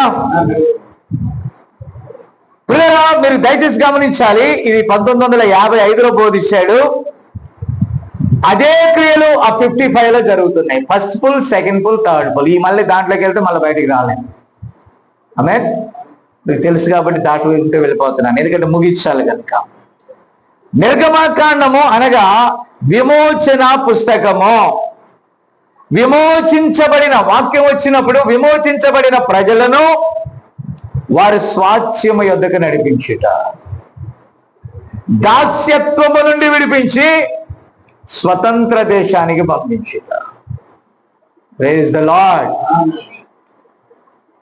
ఈరోజు ప్రతాప్ అడుగుతున్నా, ఏ దేశం మీది? భారతదేశము నా మాతృభూమి, భారతీయులందరూ నా సహోదరులు, I love my country and my people. ఇది కాదు, ఇది భౌతిక దేశం. చాలా మందికి అర్థం కాక క్రైస్తవుడు అని అంటే విదేశాల నుండి వచ్చినోడు అంటాడు. ఏం తెలుసురా బాబు నీకు? క్రైస్తవుడు అంటే అన్య మతము అంటారు. అన్య మతమా? మరి ఇంకొకడు అంటాడు ఇంకా ఒక అడుగు ముందుకి ఎడారి మతం అంట. అసలు ఎడారి ఎక్కడుందో తెలుసా వీడికి? ఇండియాలో లేదా ఎడారి? లేదా? రాజస్థాన్ దగ్గర ఎడారి లేదా? ఏ ఎడారి? ఇండియాలో ఉన్న ఎడారి రాజస్థాన్ ఎడారి. భలే చెప్తావు. అంతే కదా, కేరళ అంటే కేరళ లాంగ్వేజ్ అన్నట్టు ఉంది. కాబట్టి మీరు గమనించినట్లయితే ఆమె ఎడారి మతం అని అంటే ఎడారి ఉన్న దగ్గర నుంచి మతం వస్తుందా అంటే ఆ సౌదీ అరేబియా గురించి మాట్లాడుతున్నారు. కాబట్టి నా ప్రియమైన దేవుని బిడ్డలారా, అంటే ఈ తూర్పు దేశాలలో ఏదైతే ఉందో అక్కడి నుంచి వచ్చిందని చెప్తారు వాళ్ళు. ఇంకోటి అంటారు అమెరికా నుండి వచ్చింది అంటారు. అమెరికాలో ఎక్కడ ఉందండి? అమెరికానే ఒక చోట నుండి తెచ్చుకుంది. ఇది మతము కాదు, ఇది మార్గము అని మనం ఎంత చెప్పినా వాళ్ళకి అర్థం కాదు. ఎందుకంటే ప్రతి క్రైస్తవుడు ఆదివారం చర్చికి వెళ్తాడు, సోమవారం సినిమాకి వెళ్తాడు. కాబట్టి అదే కదా మరి. ఇప్పుడు నువ్వు ప్రత్యేకంగా ఉంటే వాళ్ళకు కూడా అర్థమైంది ఇది ప్రత్యేకమైనది అని. ఆమె నువ్వు ప్రత్యేకంగా లేకపోతే వీడు కూడా అంతేలేరా బాబు.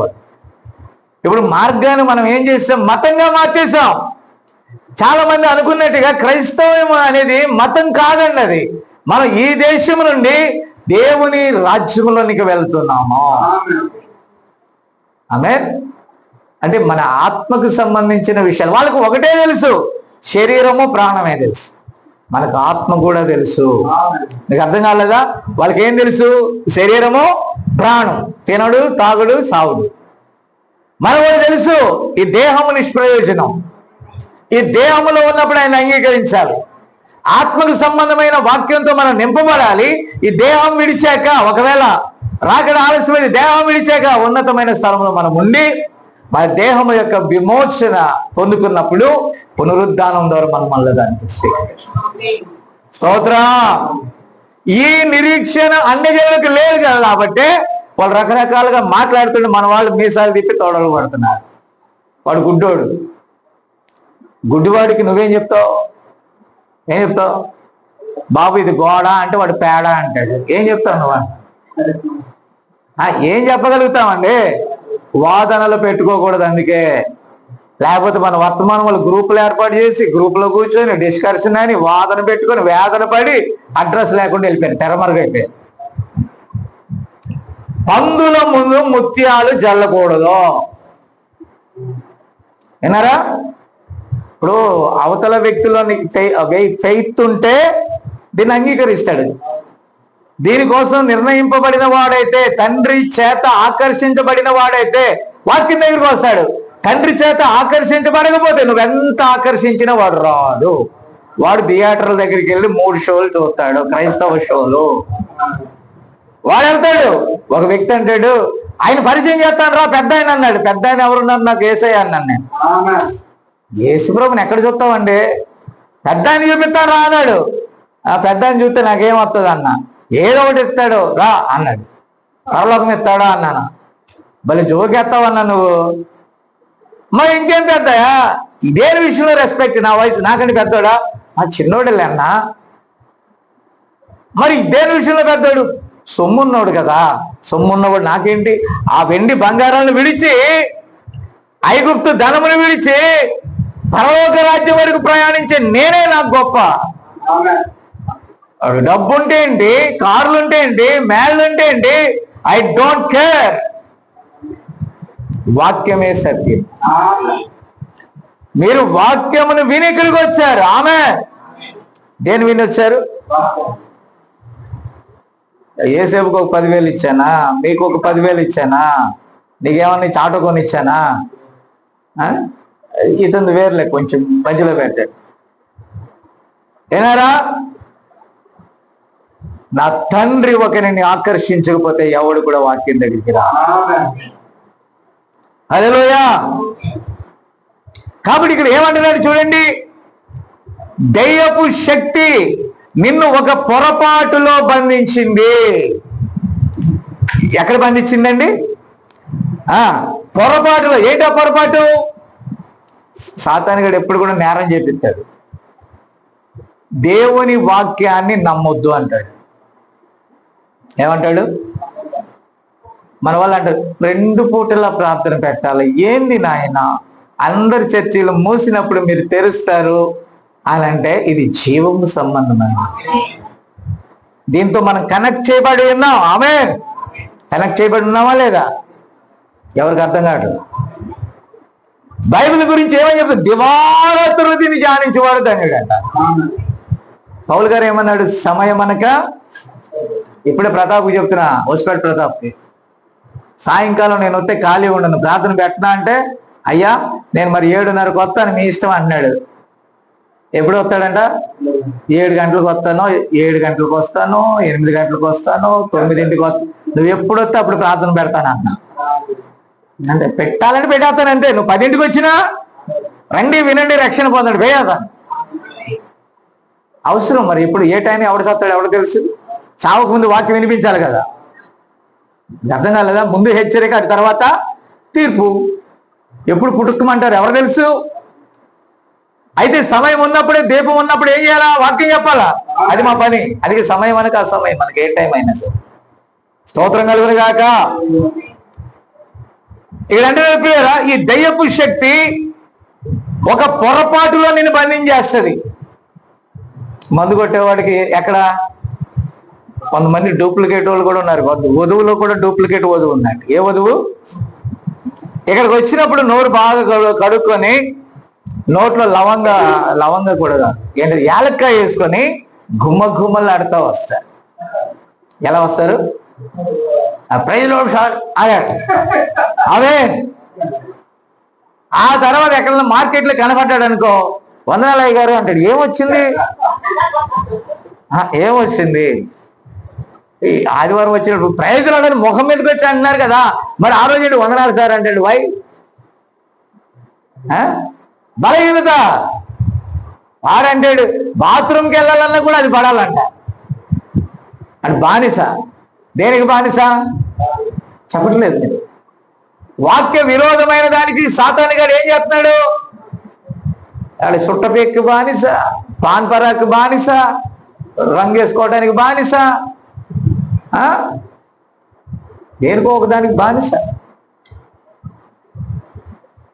కొంతమంది అంటారు మరి దారుణంగా పూలు కూడా పెట్టుకోకపోతే ఎందుకు? జీవితం ఒకేసారి వచ్చిందంటే జీవితం. మరి ఒక్కసారి కాక 100 సార్లు వస్తుంది జీవితం. ఒక జీవితానికి ఒకరోజు వర్తమాన పెళ్లి గురించి వాళ్ళ తల్లిదండ్రులు చెప్పడానికి వెళ్ళా. అమ్మాయి రక్షణ పొందింది, తల్లిదండ్రులు రక్షణ పొందలా. అది వర్తమానాన్ని అంగీకరించలా. ఆ పెళ్లి చేసుకునే అబ్బాయి ఓసారి మా మామతో అత్తతో మాట్లాడు అని. వాళ్ళు అంటారు జరగక ఒక్క బిడ్డ పెళ్లి జరుగుతుంటే పూలన్నా పెట్టకపోతే అలాగ, బంగారం అన్నా పెట్టకపోతే అలాగ, లోలాకలన్నా పెట్టకపోతే నా కనులారా చూడని బాబన్నా అన్నట్టు. నీకేమర్థమైంది? నేనంటే నువ్వు కూతుర్ని ఎవరికి ఇచ్చి పెళ్లి చేస్తున్నావా అని అంటే అదిగో వాడికే అంటున్నాడు వాళ్ళు. ఇప్పుడు వాడే అంటున్నాడు నా భార్య ఇలా ఉండడం నాకు ఇష్టం అంటున్నాడు కదా. తన భార్యే కదా, నువ్వు నిశ్చితార్థం చేసావు కదా, డేట్ పెట్టుకున్నావు కదా, కార్డు కూడా ప్రింట్ చేసావు కదా. ఇప్పుడు ఎవరి కోరిక తీర్చాలా? నీ కోరిక తీర్చాలా, వాళ్ళ కోరిక తీర్చాలా? చేసుకోబోయే వాడి కోరికే తీర్చాలి. లేదు మా ఇంట్లోనైనా ఫుల్గా పెట్టేస్తాను, 2 ఫోటోలు దిగి పంపిస్తానని ఏడుస్తున్నారు. ఏడుస్తుంటే ఒక అమ్మాయిని సాగనంపేటప్పుడు ఎవరైనా ఏడుస్తారులే తల్లిదండ్రులు బాధ అని అంటే, నా కూతురికి ఎంత అన్యాయం చేశారని నెత్తు కొట్టుకుంటున్నాడు. ఏం కొట్టుకుంటున్నాడు తెలుసు కదా నీకు? నేను తిరణాల్లో కొడుతున్నాడు కదా, డింగిటక అది ముందు నెత్తు కొట్టుకున్నాడు. వినారా? నెత్తు కొట్టుకొని ఏమన్నాడు తెలుసా? నా కూతురిని పెళ్లి కూతురుగా పంపట్ల, విధవరాళ్ళగా పంపుతున్నాను అన్నాడు. ఆమె విధవరాలు అంటావేంటి? ఆ వధువు అయితే అన్నాను నేను. ఎక్కడ వధువు? ఎవరికోయా? ముక్కుకేది? ముక్కు వేసరా అంటాడు. ఏం వేసరా? లోలకులే అంటాడు, దండలే అంటాడు. పెళ్ళయ్యాక అల్లుడు చాలా మంచివాడు, మొత్తం తీసుకెళ్లి బ్యాంకులో పెట్టుకుంటాడు. ఏంటి అవుతావేంటి? హల్లెలూయా. ఏదో ఒక బైబిల్ ఒకటి చెప్తుంది, వాళ్ళు ఇంకో దానికోసం ఏడు. నీ పాపాల కోసం పశ్చాత్తాపడు, ఏడు. అంతేనా? మంచం లేదని ఒకటి ఏడుపు, కొంచెం లేదని ఒకటి ఏడుపు, వాషింగ్ మిషన్ లేదని ఒకటి ఏడుపు, కూలర్ లేదని ఒకటి ఏడుపు, ఏసీ లేదని ఒకటి ఏడుపు. నేను మాట్లాడలేంటండి. ఇల్లు లేదని ఏడుపు. గంటలు ఒక ఇల్లు చిట్టాటి ఇల్లు మీకు ఉండాలి గారు. నాకు లేని బాధ నీకు ఎందుకు రా నాయన? నాకు ఇల్లు లేదన్నది ఎవడు బుద్ధిహీనుడు. నా తండ్రి ఇంటి అనేక నివాసాలు ఉన్నాయి. నేను ఆత్మ సంబంధిని, శరీర సంబంధిని ఒకవేళ దేవుడితే తీసుకుంటాను, దట్స్ ఆల్. అది కూడా తాత్కాలిక. ఈ దేహమే శాశ్వతం కానప్పుడు, మీకు పాయింట్ అర్థం కాలేదా? ఈ దేహమే ఏనాటికైనా దేహాన్ని విడిచిపెట్టాలా లేదా? నువ్వు పెద్ద ప్యాలెస్ కట్టుకుందామని ఎన్ని రోజులు ఉంచుతారా ఇంట్లో నిన్ను? ఒకరోజా? 24 గంటలు కూడా ఉంచరు. చచ్చిన కానీ చెప్పుడు తీస్తారు. పక్కన వాళ్ళు వంట కూడా మానేసి కూర్చుంటారు. మేము వండుకోవాలా తీయాలా? నువ్వు తీస్తావా, వండుకోవాలా వద్దా? మేము వండుకోవాలంటే ఏం చేయాలి? తొందరగా సావటమే. పట్టు మంచం మీద నుంచి టపక్కనే చేస్తారు కింద. వీళ్ళమ్మంటది, ఐదగారు చచ్చిపోయిన మంచం మీద నేను పడుకుంటే నిద్ర పట్టట్లేదా? ఎందుకు పడుతుంది? బతుకున్నప్పుడు డాడీ, చనిపోతే డెడ్ బాడీ. బ్రతుకున్నప్పుడు హస్బెండ్, చనిపోతే శవం. అయితే మీరు ఒకటి గమనించండి, అతడి మీద అంత ప్రేమ ఉన్నట్లయితే చనిపోయిన తర్వాత నేను ఇక్కడే పడుకుంటానని ఎవరైనా ఉంటారా? ఏదో ప్రజలందరూ బాధపడతారు కాబట్టి 4 సుక్కలు రాల్పేసి, ఎంత తొందరగా రాల్పాలో అంత తొందరగా అదంతా ఇంజిన్లో ఉన్న వాటర్ అంతా కార్చేసి, తెల్లారి ఉదయాన్నే టిఫిన్ పెడితే ప్లేట్లో ఆకు కూడా మిగులుతుంది. ఇది మానవ జీవితం. ఈ ప్రేమలన్నిటి వెనకాల దెయ్యం పనిచేస్తుంది. నిజమైన ప్రేమ క్రీస్తు కొరకు జీవించు, మరణం వరకు నమ్మకంగా ఉండుట, మరణం వరకు కూడా విడవని దేవుడు నిజమైన మన రాజు. హల్లెలూయా. కాబట్టి పిల్లరా, ఇది మనలో ఏదో ఒక బలహీనతను పెట్టి దానికి మనల్ని దాసునిగా చేస్తుంది. అయితే నమ్మకం పెట్టుకోండి, ప్రతి పాపము నుండి ఆయన మనల్ని విడిపిస్తున్నాడు. అంటే నీ ప్రతి బలహీనత నుండి కూడా, ఆ దయ్యపు శక్తి నుండి. ఏ శక్తి అది? అయ్యగారు, నేను అన్ని విషయాల్లో ఓకే కానండి, సుట్టపీక మానలేకపోతున్నా. సాయంకాలం మందు పడింది. ఒక ఆయన అంటాడు, నేను ఎంత సిన్సియరో నీకు తెలుసా అన్నాడు. ఏ అన్న? నేను పొద్దు వస్తమానం ఆటో నడుపుతాను. నువ్వు కదలే, ఒక ఆయన ఆటో డ్రైవర్ చెప్తాడు నాకు, పొద్దుస్తమానం ఆటో నడుపుతాను అయ్యగారు. అసలు నోవాహు ద్రాక్ష రసం తాగలేదా? తాగిన వాళ్ళే గుర్తొచ్చేది ఈ క్యాండిడేట్. ఏమంటాడు? నోవాహు అంట ద్రాక్ష రసం తాగలేదా? బైబిల్లో ఎంతమంది తాగే వాళ్ళని చెప్పమంటారు అంటున్నాడు. బైబిల్లో తాగిన వాళ్ళే కనపడ్డారు కానీ తాగని వాళ్ళు కనపడలేదా నీకు? అదే బానిసత్వం. అంటే సాతాను ఏం చూపిస్తున్నాడు? పడిపోయిన వాళ్ళని చూపిస్తున్నాడు కానీ నిలబడిన వాళ్ళని చూపించట్లేదా? నిలబడిన వాళ్ళని అంత ఎందుకండి, మనలో ఏదైనా వీక్కుంటే భార్య అక్కడ పొడుతుంది. నీకు ఎక్కడ పొడుతుంది? సంపద అంటాడు, వీళ్ళిద్దరూ నన్ను పొడుతున్నారు, మూడో వాళ్ళు మీరు కూడా నన్ను పొడుతున్నారు ఏంటి అయ్యగారు అంటున్నాడు. మీరు చెప్పింది నిజమే, అక్కడికి వెళ్తే ఆమదంతుంది, ఇక్కడికి వస్తే ఏమదంతుంది అన్నాడు. ఏ అంటే అక్కడ ఏం చేసి వచ్చినావని ఏమదంతుందంట. నువ్వు అసలు లోకం దల్లాలా, దేవుడు దల్లాలా? మీకు అర్థమైందా? నిజమే నేను చెప్పే జోక్. నీలో ఏ బలహీనత ఉంటే అక్కడే పొడుస్తుంది సాతాను. మన తల్లిదండ్రుల దగ్గర నుంచి మనకి ఏదైనా అబద్ధాలు ఆడేది అలవాటు అయింది అనుకో, నాలుక మీద మచ్చ. ఏం మచ్చ? చిన్న అబద్ధం ఆడామనుకో, విన్నారా? అప్పుడు దాకా నిద్రపోతున్నటువంటి విశ్వాసి కూడా అబద్ధం ఆడగల చూస్తాడు. అయ్యగారు మీరు అబద్ధం ఆడారు అరే సాతాను ఎంత యాక్టివ్ గా ఉంటుందో చూడండి మీరు. అంటే మీరు ఏ చిన్న తప్పు చేస్తారా పట్టుకోవాలా అని చూస్తా ఉంటాయి సార్. ఆమేన్, అవునా కదా? ప్రపంచంలో ఎన్నో తప్పులు ఉంటాయి చూడవు. నువ్వేదన్నా చిన్న మాట మాట్లాడావు అనుకో, వేసావా? అంటే సాతాను నేరాలు మోపుతా ఉంటాడు, కానీ క్రీస్తు రక్తం దాన్ని తుడిచిపారేస్తాడు.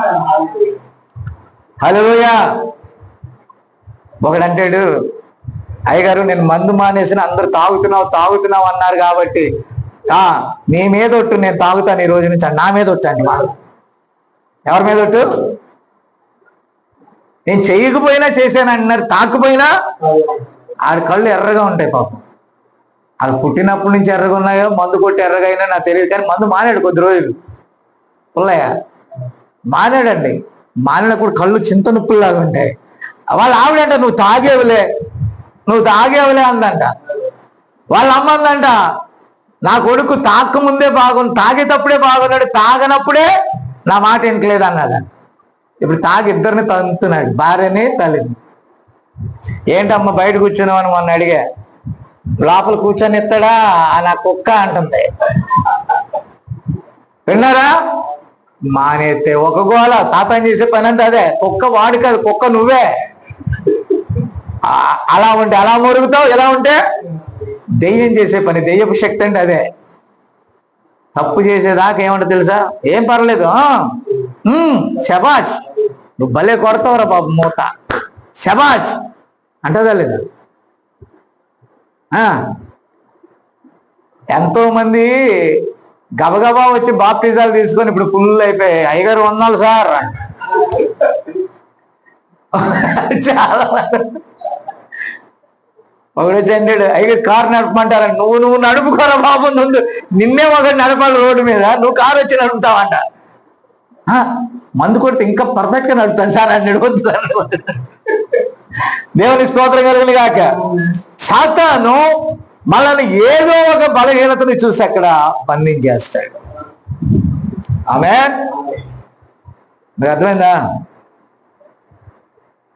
చాలా మంది నాతో అన్నారు, అయ్యగారు ప్రార్థన చేస్తా. ఈ మధ్య ఆయనలో చాలా మార్పు వచ్చింది. ఏమొచ్చింది మార్పు? ఆయనలో ఏమొచ్చిందంట? ఏం మార్పు వచ్చిందంట? అప్పుడులాగా లేడు అయ్యగారు. ఎప్పుడులాగా లేడంట?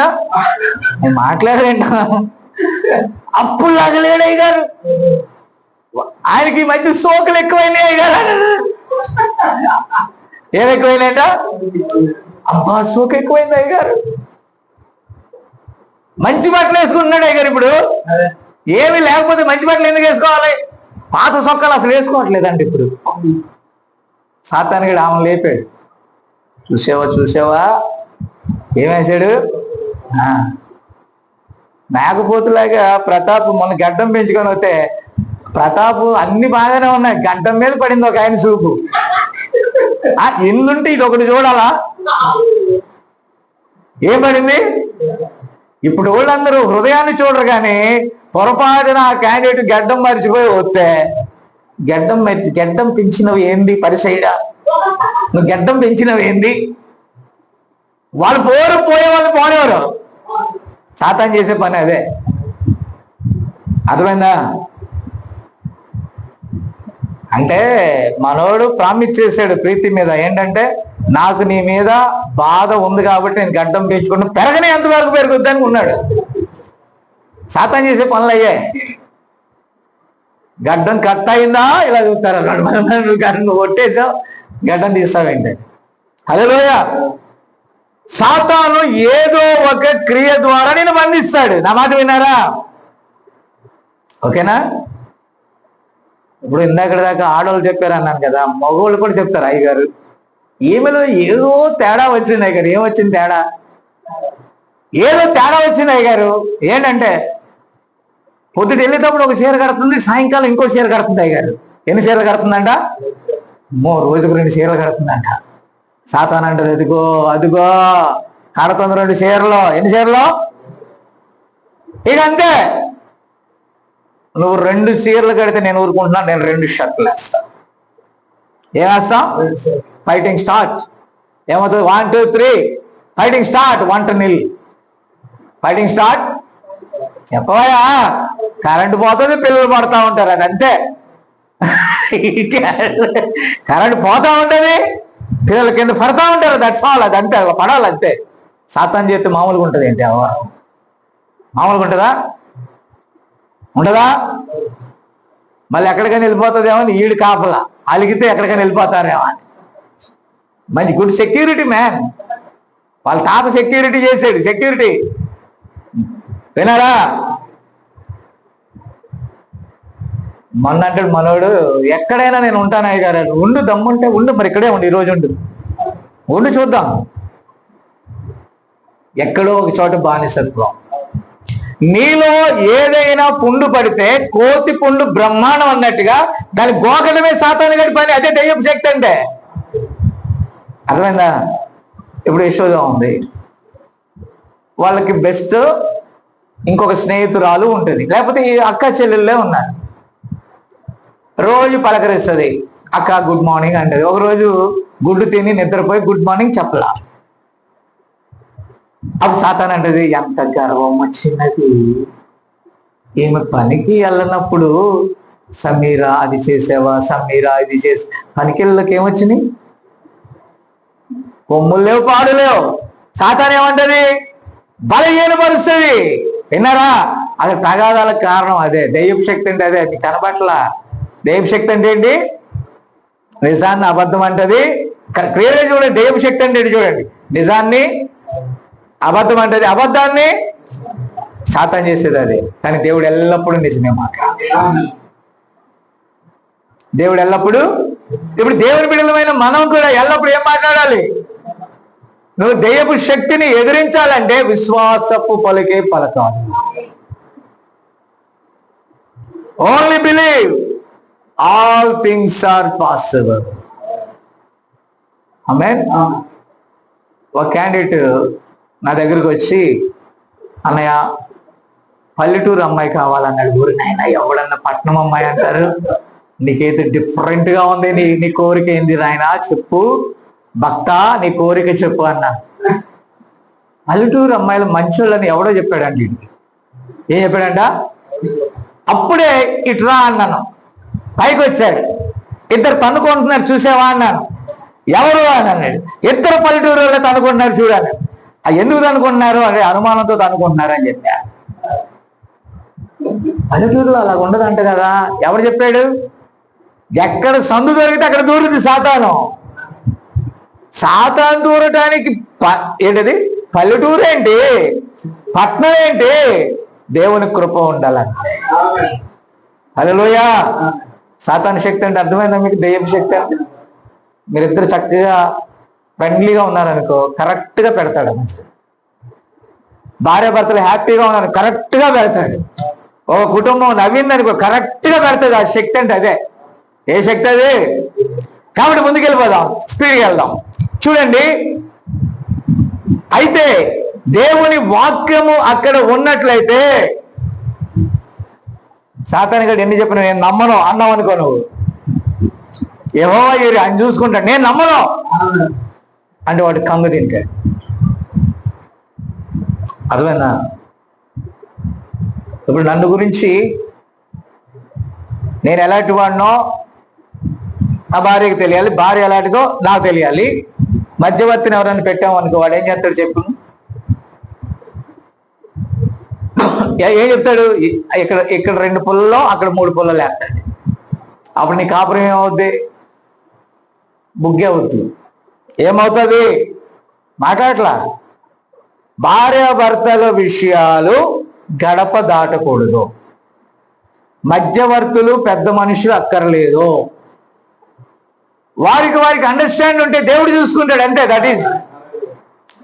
నువ్వు దేవునికి అవకాశం ఇవ్వకుండా లోకానికి అవకాశం ఇచ్చావా?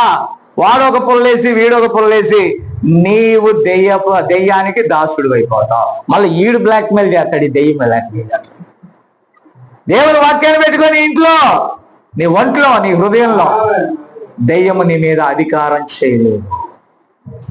Only believe, all things are possible. Amen. కాబట్టి పిల్లలు మీరు దయచేసి గమనించాలి, దేవుని నుండి సాతాను తన పిల్లలను వేరు చేసినప్పుడు దేవుడు విడిచిపెట్టలా, వారిని వెతుకుతూ ఆయన వచ్చాడని. అది దేవుని ప్రేమ అంటే. నశించిన మనలను వెతకటానికి వాక్యం వచ్చింది ఇక్కడ. నువ్వు వాక్యాన్ని నమ్ము, స్వీకరించు. నువ్వు వాక్యాన్ని చేర్చుకుంటేనే సాతాను గడికి భయం వస్తుంది. నా మాట విన్నారా? అర్థమవుతుందమ్మా?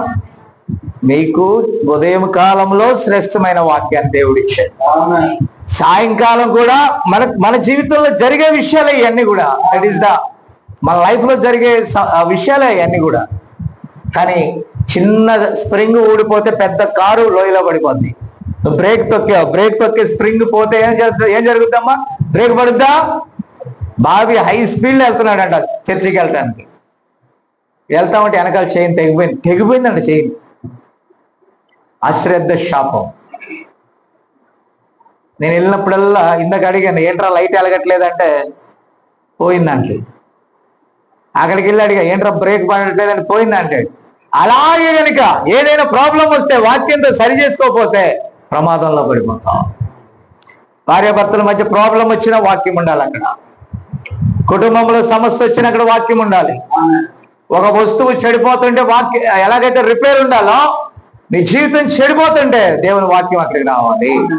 వాక్యం వెతుకుతూ వచ్చింది. ఆమేన్. యేసు క్రీస్తు యొక్క ప్రశస్త రక్తము ద్వారా. ఆమేన్.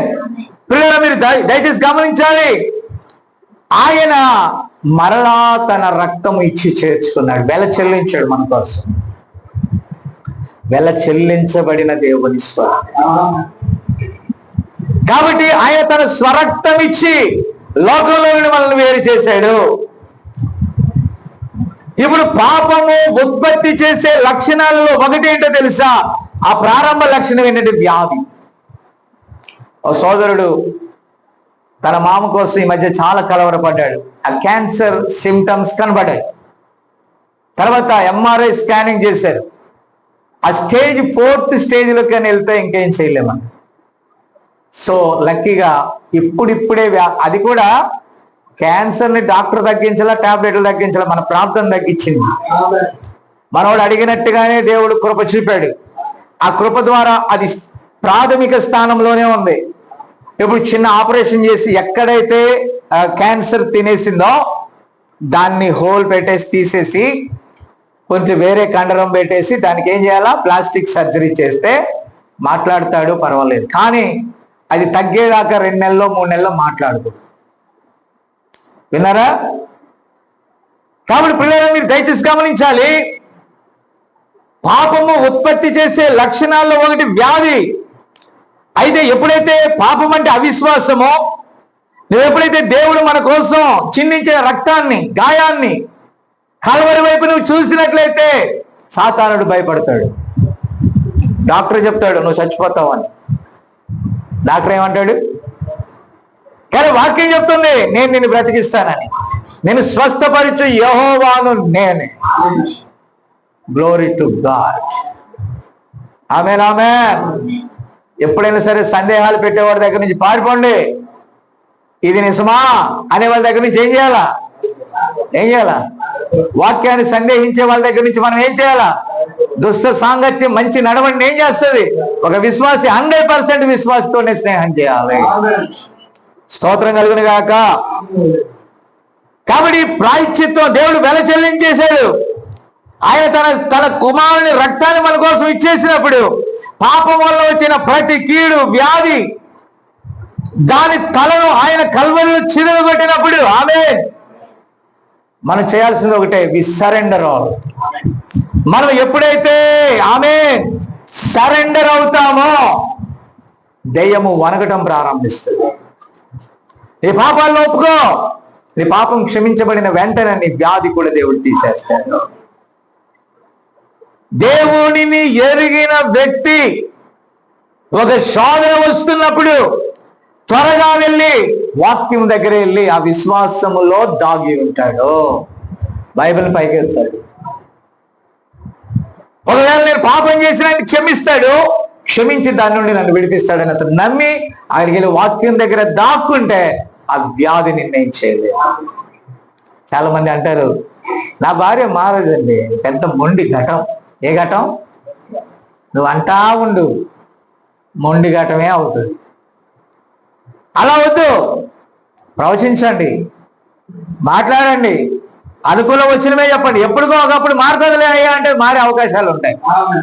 నువ్వు సీలేసేస్తున్నావు, సీలేసి సంతకం పెట్టావు, ఇంక మారదు. నువ్వు మారదు అంటే అయిపోయింది. నీకు నువ్వే విశ్వాసానికి బదులుగా అవిశ్వాసంతో ఏమేశావు? సీలేసి బంధించేసావు. విన్నారా? ఒక రోజు శాంసోను అరణ్యంలో వెళ్తున్నాడు. ఎక్కడ వెళ్తున్నాడు? అరణ్యంలో వెళ్తుంటే పెద్ద గాండ్రింపుతో ఏమొచ్చేదంటే సింహం వచ్చి. ఈ బక్క శాంసోన్కి ఎంత కండరాలు ఉంటాయో ఒక్కొక్క కన్ను ఎంత ఉంటుంది కదా అనుకుంటున్నారా? శాంసోన్ చాలా సన్నగా ఉంటాడు, పొట్టిగా ఉంటాడు అంట ప్రవక్త చెప్పాడు. మీకు అర్థమైందా? ఆ బొమ్మలు ఎలాగేస్తాడు? ఇలా ఉంటాడు. నో, చాలా లీన్గా ఉంటాడు. బైబిల్ ఏమని చెప్పింది తెలుసా? పరిశుద్ధాత్మ వచ్చినప్పుడు ఎంతటి బలమైన దాన్నైనా చంపేస్తాడు. అవే ఆ సింహం వచ్చి సింహాన్ని చంపేశాడు. కొద్ది రోజులైంది, మళ్ళా దారిని వెళ్తా ఉంటే ఏదైతే తను చంపడానికి వచ్చిందో దాన్ని అతడు చంపేసినప్పుడు దానిలో నుండి మధురమైన తేనె వచ్చింది. ఆయన ఏమన్నాడు తెలుసా? తినే దానిలో నుండి నాకేమొచ్చింది? తిండి వచ్చింది అన్నాడు. ఆమేన్. నువ్వు ఎంత సింహము లాంటి క్రూరుడివైనా, ఎలాంటి వాడువైనా, నువ్వు పాపముల విషయమై చనిపోయి క్రీస్తులో మళ్ళా పుడితే తేనె వల్ల నీ జీవితం మధురంగా ఉంటుంది. ఎంత ఘోర పాపి అయినా క్రీస్తుని నమ్ముకుంటే అతని నుంచి తేనె ప్రవహిస్తుంది. ఆ తేనె వాక్యమే. ఆ వాక్యం అనేకులకు హాని చేయదు, అనేకులకు జీవం పోసేదిగా మారుతుంది. Glory to God. కాబట్టి ఆ దెయ్యము తనకు అనుకూలమైన వారినే వాడుకుంటది. అమ్మ విన్నారా? ఫరోను వాడుకుంది. ఫరో వాక్యాన్ని నమ్మేవాడు కాదు, అన్ని జనులు. మోషేని నమ్మాడా? ప్రవక్తను నమ్మాడా? ఎవరిని వాడుకుంది? ఫరోను వాడుకుంది. ఫరోలో ఒక ఐడియా వచ్చేసి ఏంటంటే, రే లెక్క పెట్టావా? లెక్క పెట్టాను అయ్యగారు. ఎంతమంది ఉన్నారు? ఐగుప్తులో ఇజ్రాయేల్ సమూహం ఎంతమంది ఉంది? విన్నారా? ఆ హెబ్రీలు ఎంతమంది ఉన్నారు? అయ్యా అప్పుడు 72 మంది వచ్చారయ్యా, ఇప్పుడు 20 లక్షలకు పైగా. అబ్బో, తొందరగా క్రైస్తవ్యం పెరిగిపోతుంది దేశాల్లో. ఏం పెరుగుతుంది? ఇప్పుడు ఫరోలు లేరా? ఫరోలు అటోళ్ళు ఉన్నారా లేదా? వాడు మత సంబంధంగా చూసుకుంటున్నాడు. సత్యాన్ని నమ్మేవాళ్ళు ప్రబలినప్పుడు దేశానికి శాంతి. ఏమైనా మందు కొట్టమంటాడా క్రైస్తవుడు? వ్యభిచారం చేయమంటాడా? పక్కనోని సావగొట్టరా అంటాడా? వాళ్ళ ఆస్తులు దుబ్బే అంటాడా? నో, అలా నేర్పలేదు బైబిల్. అలా నేర్పలేదు.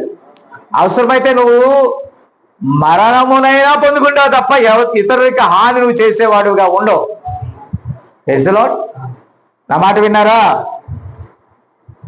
కాబట్టి ఒక శాస్త్రాన్ని చేసేటట్టుగా ఏర్పాటు చేశాడు. అదేంటో తెలుసా? హెబ్రీయులకు పుట్టిన ప్రతి మగపిల్లవాడిని తీసుకెళ్ళి ఎక్కడేయాలా? మన దేవత అయిన నైలు నదికి ఏమి ఇవ్వాలా? నైలు నదికి పుష్కరాలు వచ్చినప్పుడు ఏం చేయాలా? వాళ్ళందరూ పిల్లలందరినీ, అది కూడా ఎవరి పిల్లలు? హెబ్రీయుల పిల్లలందరూ దేంట్లో వేయాలా? నైలు నదిలో వేస్తే ముసళ్ళు బాగా తిని బలుస్తాయి. ఆమేన్. మోషే వచ్చే నాటికి చాలా మంది పిల్లలు ఆ నదిలో బలైపోయారు. నా మాట అర్థమవుతుందా? దెయ్యం ఏం చేస్తుందో చూసారా? కాబట్టి అలాంటి సమయంలో మోషే పుట్టాడు. అతడు దివ్య సుందరుడై ఉన్నప్పుడు అమ్రాము యోకేబేలు తల్లిదండ్రులు అనుకున్నారు ఇతడే విమోచకుడు అని. ఎలా వచ్చింది ఆ నమ్మకం? Revolution. That is revolution. Amen. అంటే నువ్వు ఏదైతే నమ్ముతావో అది పొందుకుంటావు. ఆమె నమ్మింది. తన కుమారుడు నిజంగానే విమోచకుడే. ఆ విశ్వాసమును బట్టి ఆ పిల్లవాడిని 6 నెలలు ఆమె ఏం చేసిందండి? ఏం చేసింది తెలుసా? ఒక జమ్ము పెట్టి చేయాలనే ఆలోచన ఎందుకు వచ్చింది? ఎవరిచ్చారు? ఆ జమ్ము పెట్టెను తీసుకొని పెట్టెలా తయారు చేసి అదంతా నేచి దానికి లోపట వెలుపట ఏం చేసింది? మట్టి కీలు పూసింది, జగటమన్ను పూసింది. ఆ జగటమన్ను యేసయ్య రక్తం. ఆ చిన్న పెట్టెలో తను అనుకుని ఉండొచ్చు, ఇది సమాధి అయితే సమాధి పెట్టెను అవుతుంది, లేకపోతే సమాధిని చీల్చుకొని బయటకు వస్తాయి. యాక్చువల్గా వదిలింది, ఆ లోకంలో వదిలింది, ఆ నదిలో వదిలింది. బ్రతికొస్తే నీ కృప, లేకపోతే నీ ఇష్టం. యెహోవా ఈరే. ఆమె విశ్వాసానికి దేవుడు కంచె వేశాడు. కాబట్టి ఏం జరిగిందో మనకు తెలుసు స్టోరీ. లోపట వెలుపట ఆమె ఏం పూసిందండి? కీలు పూసింది. మీరు ఆలోచిస్తే నోవహు కాలంలో కూడా ఒక వర్తమానం, మన లోపట వెలుపట సీలు వేయబడినటువంటి ముద్రించబడిన గ్రంథం నువ్వే నేనే. 7 ముద్రలో మనం ఉన్నాం. స్తోత్రం. సాతాను గాడు కూడా అక్కడ బయటకు వస్తా ఉన్నాడు. దేవుని స్తోత్రం కలుగును గాక. అయితే లోపట వెలుపట ఆయన సీలు వేసి పారేసాడు మనకి, ఇంకా అది ముట్టడానికి వీల్లేదు. ముద్ర చెప్పాను, పరిశుద్ధాత్మ ముద్ర ఉంటే సాతాను ముద్ర ఉండదు, సాతాను ముద్ర ఉంటే పరిశుద్ధాత్మ ముద్ర ఉండదు. 2 ముద్రలు వేరు. హల్లెలూయా. కాబట్టి నోవహు 120 సంవత్సరాలు ప్రకటించాడు, ఎవరు వినలా. ప్రతి కాలంలో కూడా సాతాను ఏం చేస్తా తెలుసా? సత్యాన్ని వినలేదు. అయితే ప్రతి కాలంలో కూడా దేవుడు ఒక వర్తమానాన్ని పంపుతాడు. హల్లెలూయా. కయ్యను ఉన్నాడు, సాతాను సంబంధి. బాబు విను, అతడు దేవుని సంబంధి అయిన హేబెల్ని చంపాలనుకున్నాడు.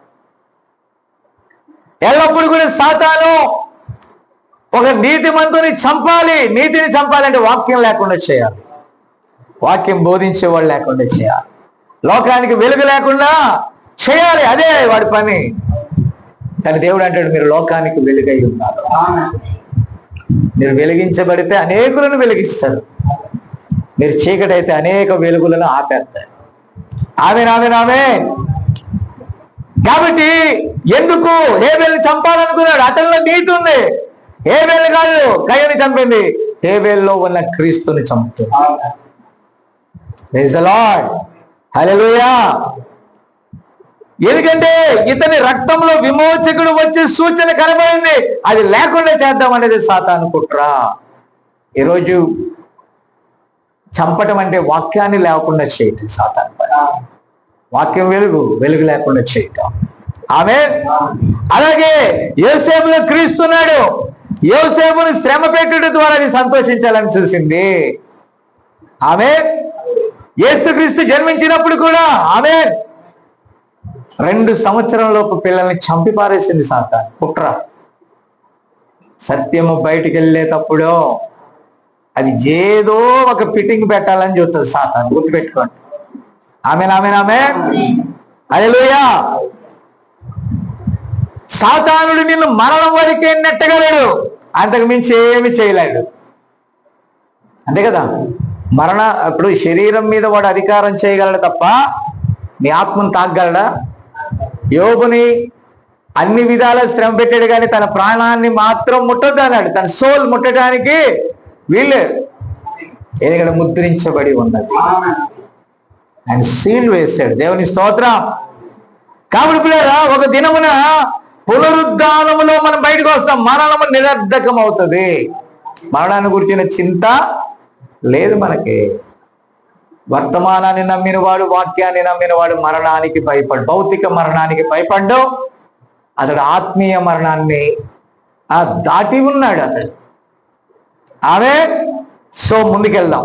ప్రతి రాజకీయ అధికారము వానిదే, లోకాధికారం వానిదే. లోక సువార్త 4వ అధ్యాయం అన్నాడు, ఈ లోకమును ఈ లోక రాజ్యములు నాకు అప్పగించబడ్డాయని చెప్పాడు. యేసయ్య దగ్గరికి ఎవరైనా వస్తారు? ఇప్పుడు రాజకీయ నాయకుడు వస్తే గుంపులు గుంపులుగా వచ్చేస్తారు. లింగంగుంట్లో మరీ దారుణంగా వినారా? మనం అక్కడ మీటింగ్ జరుగుతూ ఉంటే, యూత్ మీటింగ్, 4-5 కార్లు వచ్చినాయి. ఎవరంటే రాజకీయ నాయకుడు వచ్చి. ఆమె పిరికివాడైన అపవాది ప్రజలను బలవంతంగా వాని భయము ప్రజల్లో పెట్టేసి మరణం దగ్గరికి నెట్టుకొని వెళ్ళిపోతున్నాడు. ఈ సాతాను పాలనలో యవనులు, వృద్ధులు అందరూ కూడా భయపడి ఆ పాపానికి దాసులైపోయేటట్టుగా వాడు నెడతా ఉన్నాడు. దాని ద్వారా మరణం, తద్వారా నరకానికి నెట్టేస్తున్నాడు వాడు. కానీ మన యేసు ప్రభు ఎందుకు వచ్చాడు తెలుసా? మరణాన్ని నిరర్థకం చేయడానికి ఆయన వచ్చాడు. గ్లోరీ, నమ్ముతున్నారా? మోషే పుట్టే లోపల ఎందరో బాలురు నది పాలైపోయారు, నదిలో చనిపోయారు. చంపేసింది అప్ప. దయ్యపు శక్తి అంటే అది. నా మాట విన్నారా? కాబట్టి అతడు మోషే దేవుని చేతులు సాధకం గనుక, మోషే వచ్చాక అతడు విమోచకుడు గనుక అతడు ముట్ల మరణం. నీకు వాక్యాన్ని పట్టుకోవాలంటే నేను ముట్టదు మరణం. ఆమె భయపడవు నువ్వు. అతడు ఒక ప్రత్యేక పని కోసం పిలువబడ్డాడు, పుట్టాడు కనుక ఆమె అతని తల్లి నమ్మింది ఇతడు చావుడని. ఆమె విశ్వాసం బట్టి అతడు బ్రతికాడు. స్తోత్రం. ఆమె ఆ కుమారుని పెంచడానికి రాజాజ్ఞకు భయపడలా. ఈరోజు డాక్టర్ చెప్పాడా? భయపడకు. ఇంకొకటి చెప్పాడా? భయపడకు. లోకం చెప్పిందా? భయపడకు. మీలో ఉన్నవాడు లోకంలో ఉన్నవాడి కంటే శక్తిమంతుడు. తర్వాత నేను చెప్పబోయే అంశం పేరు దేవుని శక్తి. దెయ్యపు శక్తి నిన్ను బలహీనపరుస్తుంది, దేవుని శక్తి నిన్ను ధైర్యపరుస్తుంది. స్తోత్రం. ఇప్పుడు ప్రవక్త అంటాడు, నీ విశ్వాసము బలమైనదైతే ఏ వ్యాధి కూడా నిన్ను నశింప చేయలేదో. దేవుని వాక్యం ద్వారా నీ భయం పోతుంది, నీ వ్యాధి పోతుంది. మరణమును నిరర్ధకము చేసిన వాడు దాని తలను ఆయన చిరదొక్కి ఉన్నాడు కనుక ఆ విజయోత్సవంతో నడిపించే యేసు వైపు నువ్వు చూడు. ఆమేన్. కాబట్టి ప్రియమైన దేవుని బిడ్డలారా, సాతాను దేవుని మాటను అది ఏం చేస్తుంది తెలుసా? చాలా తేలికగా మాట్లాడుతుంది, సందేహాలు పుట్టిస్తుంది. నువ్వు కనుక నమ్మినట్లయితే విశ్వాసం బట్టి యెహోవా ఈరే, ఇక అంతే, విడిచిపెట్టేస్తాం అంతే. ఆయన చూసుకుంటాడు. ఎవ్రీ టైం ఆయన చూసుకుంటాడు. ఎనీథింగ్ ఆయన చూసుకుంటాడు. ప్రతి విషయంలో ఆయన చూసుకుంటాడు. ఈ నమ్మకం లేదు ఈ రోజుల్లో. ప్రజలు ఎవరో సపోర్ట్ కావాలి, డబ్బు సపోర్ట్ కావాలి, మనిషి సపోర్ట్ కావాలా, ఏదో సపోర్ట్ కావాలి, వాళ్ళ సపోర్ట్, వీళ్ళ support. No, our God is our trust. ఆయనే మన ట్రస్ట్. Don't afraid anything. దేని విషయంలో కూడా మీరు భయపడటానికి వెళ్ళలేదు. కాబట్టి పిల్లరా, దేవుడు చూపిన మార్గము కాక మరొక మార్గము మంచిదని వాడు బోధిస్తాడు. బట్ నో డౌట్, వాక్యాన్ని సందేహించు. దేవుడు చెప్పిన ప్రతి మాట నువ్వు నమ్ము. నువ్వు నమ్మినది నువ్వు పొందుకుంటావు. ఇప్పుడు దేవుని వాక్యము నుండి కుడికి గాని ప్రతాప్ విన్నారా, ఎడమకు గాని నువ్వు తిరగటానికి వీల్లేదు.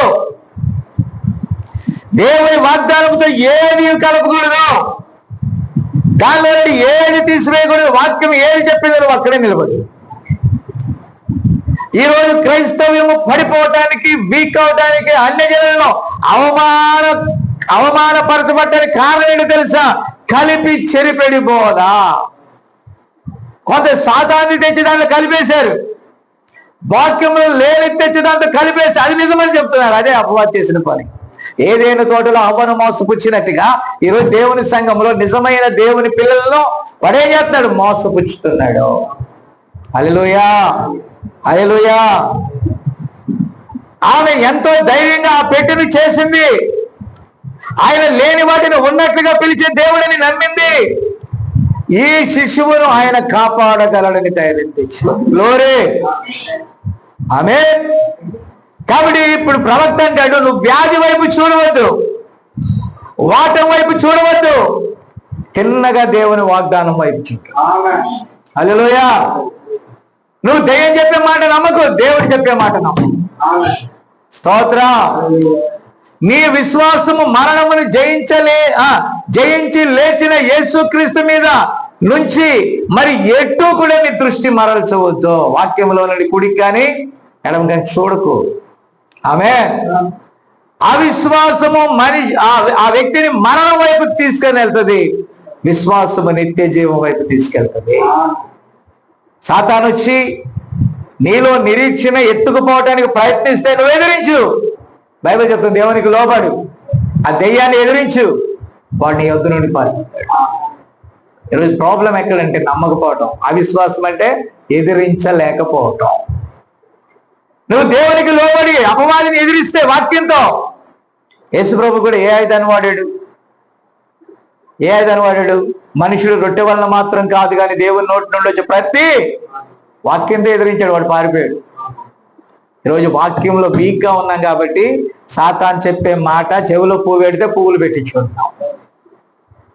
అప్పుడప్పుడు నన్ను అంటది, నువ్వంతా వేస్ట్, అంతా పాడు చేసుకున్నావు, అన్ని పాడు చేసుకున్నావు. నేనేం పాడు చేసుకోవాలి, అక్కడ దాచుకున్నాను అంటాను. అక్కడ ఉన్నది నీకు కనపడదులే, ఎందుకంటే నీ కన్నులు వేరు, నా కన్నులు, నీది అవిశ్వాసపు కన్నులు, నాది విశ్వాస కన్నులు. నేను విశ్వాసపు కన్నులతో అక్కడ చూస్తున్నా. నా నిరీక్షణ నన్ను సిగ్గు పరచదు. ఆమేన్. మీరు పరిశుద్ధాత్మను పొందితే వేరే వెంట జరుగుచూ వచ్చిన సూచక్రియలు ఈ రోజు కూడా జరుగుతాయని నువ్వు నమ్ముతావు. ఆ రోజే కాదు, ఈ రోజు కూడా దేవుడు చేస్తాడని. అప్పుడు నువ్వు అపవాదిని ఎదిరించాలంటే వాక్యము యొక్క ఆయుధంతో కొట్టాలి దాన్ని. దెయ్యాన్ని చీపురు కట్టుతో ఇటు ఊపుతున్నాడు యేసేపు. అవునయ్యా, కొరకు తిరగేసి కొట్టాలి. దెయ్యము దేనికి భయపడదు? వాక్యానికి భయపడదు. ఏం లేదండి, విశ్వాసము వర్సెస్ అవిశ్వాసమే. సాతానంటే చెప్పాలి అవిశ్వాసం, దేవుడు అంటే వాక్యం యందలి విశ్వాసం. ఇదే దెయ్యము దేవుడు. ఓకే, కాబట్టి పిల్లరా, నీ విశ్వాసాన్ని అవిశ్వాసం అనే సమాధిలో పెడితే ఇంక రాలేవు. నీ విశ్వాసాన్ని ఎక్కడ పెట్టాలో? పునరుద్ధానం మీద పెట్టుబడి పెట్టాలా, తిరిగి లేస్తామనే నిరీక్షణ మీద పెట్టాలా. ఆమేన్. నీ విశ్వాసాన్ని ప్రవక్త అంటాడు, సాతాను బుకాయిస్తాడంట. ఏం చేస్తాడు? పిచ్చోడా, డాక్టర్ కంటే జ్ఞానుగా నీ పాస్టర్ చెప్పిన మాట వింటావా? నువ్వు బైబిల్ చెప్పిన మాట వింటావా? తగ్గదంటే తగ్గదు, అంతే. ప్రతాప్ను అడగాల, నీకు ఆడపిల్ల కావాలా మగపిల్లడు కావాలంటే ఏదైతే ఏమయ్య గారు కావాలి, కానీ మగపిల్లడు పుట్టకపోయినా పర్లేదు, సందేహం. పిల్లరా, మన విశ్వాసము అవునంటే అవును, కాదంటే కాదు. That's all. ఆమేన్. కాబట్టి పిల్లరా, అవిశ్వాసం అనే సమాధిలో పెట్టద్దు. విశ్వాసాన్ని తీసుకెళ్ళి ఎక్కడ పెట్టాలా? విజయము దగ్గరే పెట్టాలి. హల్లెలూయా. నీ విశ్వాసాన్ని సాతానుగాడు ఏమంటాడంటే బుకాయిస్తాడంట, ప్రలోభ పెడతాడంట, భయపెడతాడంట. ఈ జబ్బు నీకు తగ్గదు. నువ్వు ఎంతమంది డాక్టర్ దగ్గర చూపించుకునే బదులు నువ్వు మెల్లగా చచ్చిపోవటానికి రెడీ అయిపో. దేనికి రెడీ అవ్వాలా? కొద్దిగా అన్నం తిని, నీకు కోడి మాంసం కావాలంటే కోడి మాంసం తిని, ఇంకొక మాంసం కావాలంటే ఇంకొక మాంసం తిని, చేప తినాలంటే చేప, అన్ని తిని అదిగో వాళ్ళ అమ్మ, అదే ప్రీతి వాళ్ళ అమ్మకి చెప్పారు, అన్ని పెట్టేయండి అన్నారంట డాక్టర్. ఏమన్నారు? ఆమెకు లివర్ ప్రాబ్లం వచ్చి అన్ని పెట్టేయండి అన్నారంట. అప్పుడు రమేష్ బాజీ ఫోన్ చేసింది, అయ్యగారు అన్ని పెట్టేయమంటున్నారు ఏంటి, మొన్నటిదాకా ఏం పెట్టొద్దు అన్నారు, అన్ని పెట్టేయమంటే సర్దుకొని కైకులూరు వెళ్ళిపోండి అమ్మ అన్నారు. ఈ డాక్టర్ ఆ మాట అంటే ఏంటి అర్థం? అక్కడ వాళ్ళు నమ్మట్లా. అయినను కనుక వారికి విశ్వాసం ఉంటే ఆ మరణములో నుండి కూడా దేవుడు తీసుకొచ్చాడు. ఏమనుకోదు రమేష్. అప్పుడు వీళ్ళు అడిగారంట, నీ చివరి కోరికలు ఏమన్నా ఉంటే చెప్పంటే ఆ చివరి కోరికలన్నీ ఒక సుక్క ముక్క తీర్చుకుని ఎక్కడికి వెళ్ళి ఉంటుందండి? బాప్తిజం పొందుకొని మళ్ళా ఆ చుక్క ముక్క అడిగింది ఆమెలో ఉన్న దెయ్యమా? ఏ వ్యాధిని తీసుకొచ్చిందో అది అడిగింది సుక్క ముక్క. ఏమడిగింది? సుక్క ముక్క తిని చిటుక్కంది.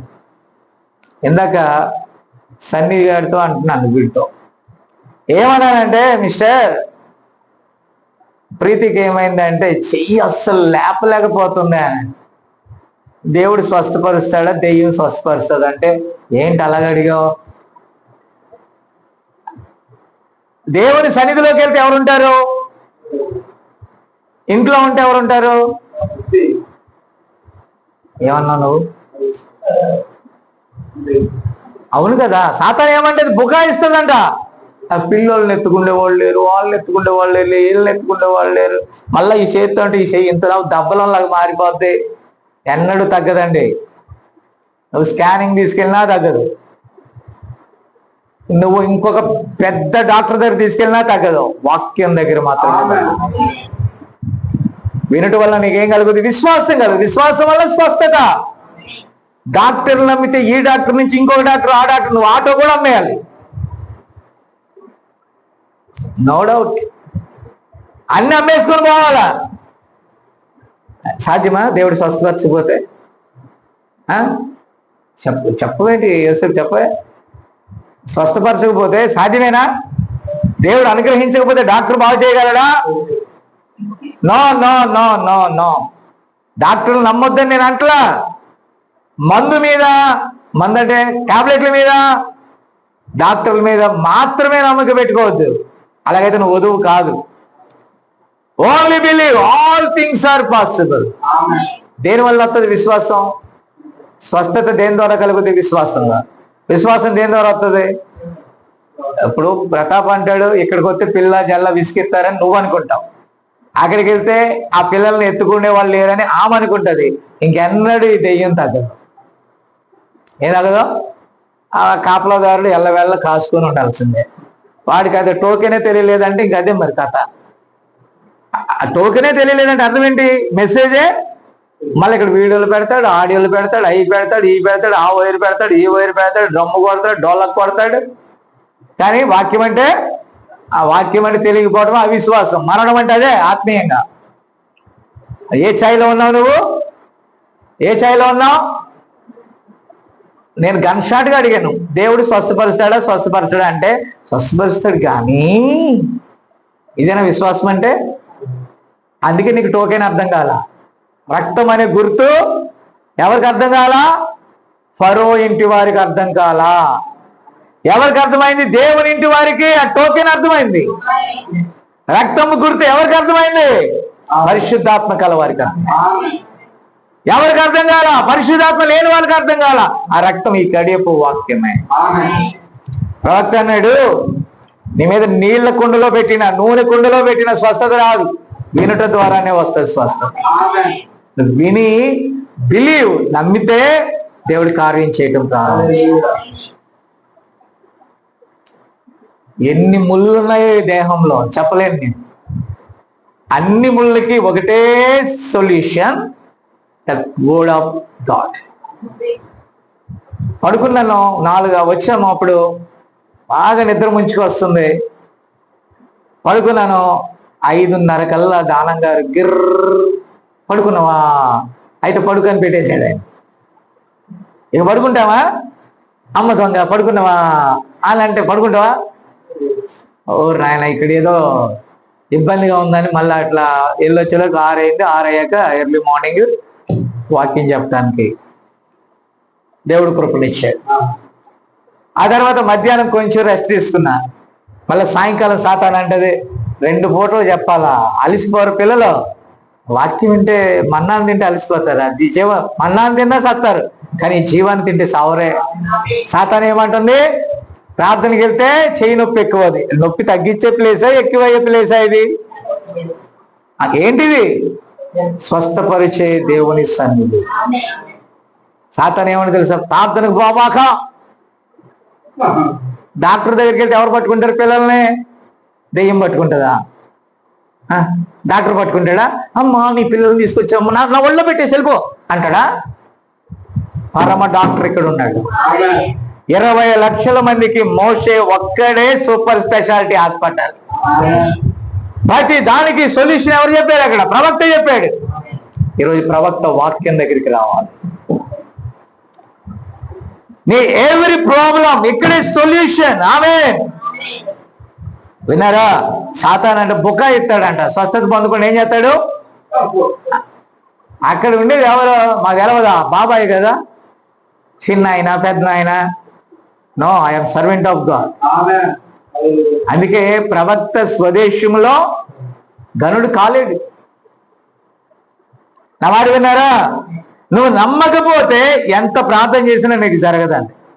గొర్రెపిల్ల రక్తంలో మనం విమోచించబడదాం, అదే మన ఆయుధం. మనం యేసుక్రీస్తు వాక్యమును బట్టి దాన్ని జయించాం. అంటే వాక్యం దగ్గరికి వస్తే జయిస్తామా, వాక్యం దగ్గర రాకపోతే జయిస్తామా? నా మాట వినాలి. అయిపోయింది. వాక్యం దగ్గరికి వస్తే జయిస్తామా, వాక్యం దగ్గర రాకపోతే జయిస్తామా? అదేనా కదా బైబిల్ ఏమని చెప్పింది? మీరు నా వద్దకు వస్తే నేను మీ వద్దకు వస్తా, నేను మీలో ఉన్న మీరు నాలో ఉన్న, మీకే ఇష్టం అడగండి అన్న. అప్పుడు స్వస్థత దొరుకుద్ది.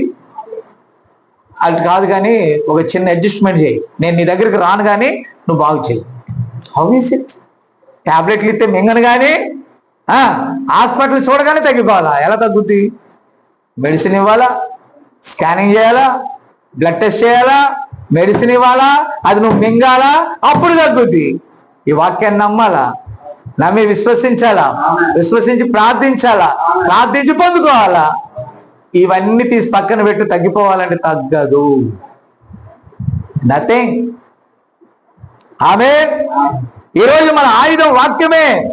సాతాన్ అంటది నీకు ఏ రోగమైనా ఏ సమస్య అయినా, సాతాన్ అంటది అక్కడికి వెళ్తే ఏం ప్రయోజనం మందిరానికి. కానీ బైబిల్ ఏమని తెలుసా? నీ మందిరంలో ఒక్క దినము గడుపుట 1000 దినాల కంటే. ఎన్ని ఆదివారాలు పోగొట్టుకుంటున్నాం తెలుసా మనం? ఆదివారం అంటే దేవుని సన్నిధికి తప్పకుండా ప్రతి క్రైస్తవుడు అటెండ్ అవ్వాలి. ఉదయం రాని వాళ్ళు సాయంకాలం అయినా అటెండ్ అవ్వాలి, సాయంకాలం రాని వాళ్ళు ఉదయం అయినా అటెండ్ అవ్వాలి. ఎందుకు పెడుతున్నాం అక్కడ? ఈవినింగ్ మార్నింగ్ మీకు అనుకూలంగా దేవుడు ఇంకా ఏర్పాటు చేసిన, మనం ఎక్కడికైనా వెళ్ళిపోతాం, ఊరు ఎగబడి వెళ్ళిపోతాం. వెళ్ళాలనుకుంటే వీళ్ళు పెళ్లి పెట్టుకున్నాం అనుకో, ఫర్ ఎగ్జాంపుల్ ప్రీతి వస్తే నేను ఊరుకోను. వెళ్ళకుండా ఆగుద్దా? వెళ్ళకుండా ఆగుద్దా? మరి అప్పుడు పిల్లల్ని ఎవరు ఎత్తుకుంటారు? దెయ్యాలు ఎత్తుకుంటాయా? ఎవరు ఎత్తుకుంటారు? మన విశ్వాసం అక్కడే ఉంది.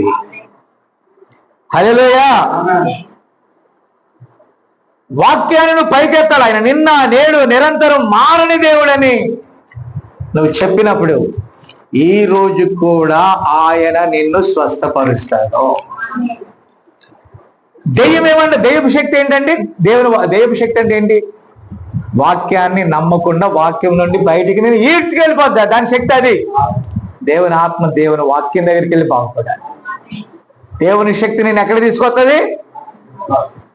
దెయ్యపు శక్తి నేను ఎక్కడ తీసుకెళ్తుంది? వాక్యం నుండి. కాబట్టి రండి, దేవుని వాక్యాన్ని వినండి, వాక్యం మనల్ని బ్రతికిస్తుంది. ప్రార్థన చేద్దాం. ప్రేమగల మా తండ్రి పరిశుద్ధుడా, నీకు స్తోత్రం స్తోత్రం స్తోత్రం నాయన.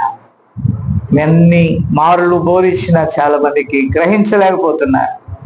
ఆ దయ్యము అవిశ్వాసాన్ని, బలహీనతలను తెస్తారు ప్రభా. విశ్వాసము విజయమై ఉన్నది.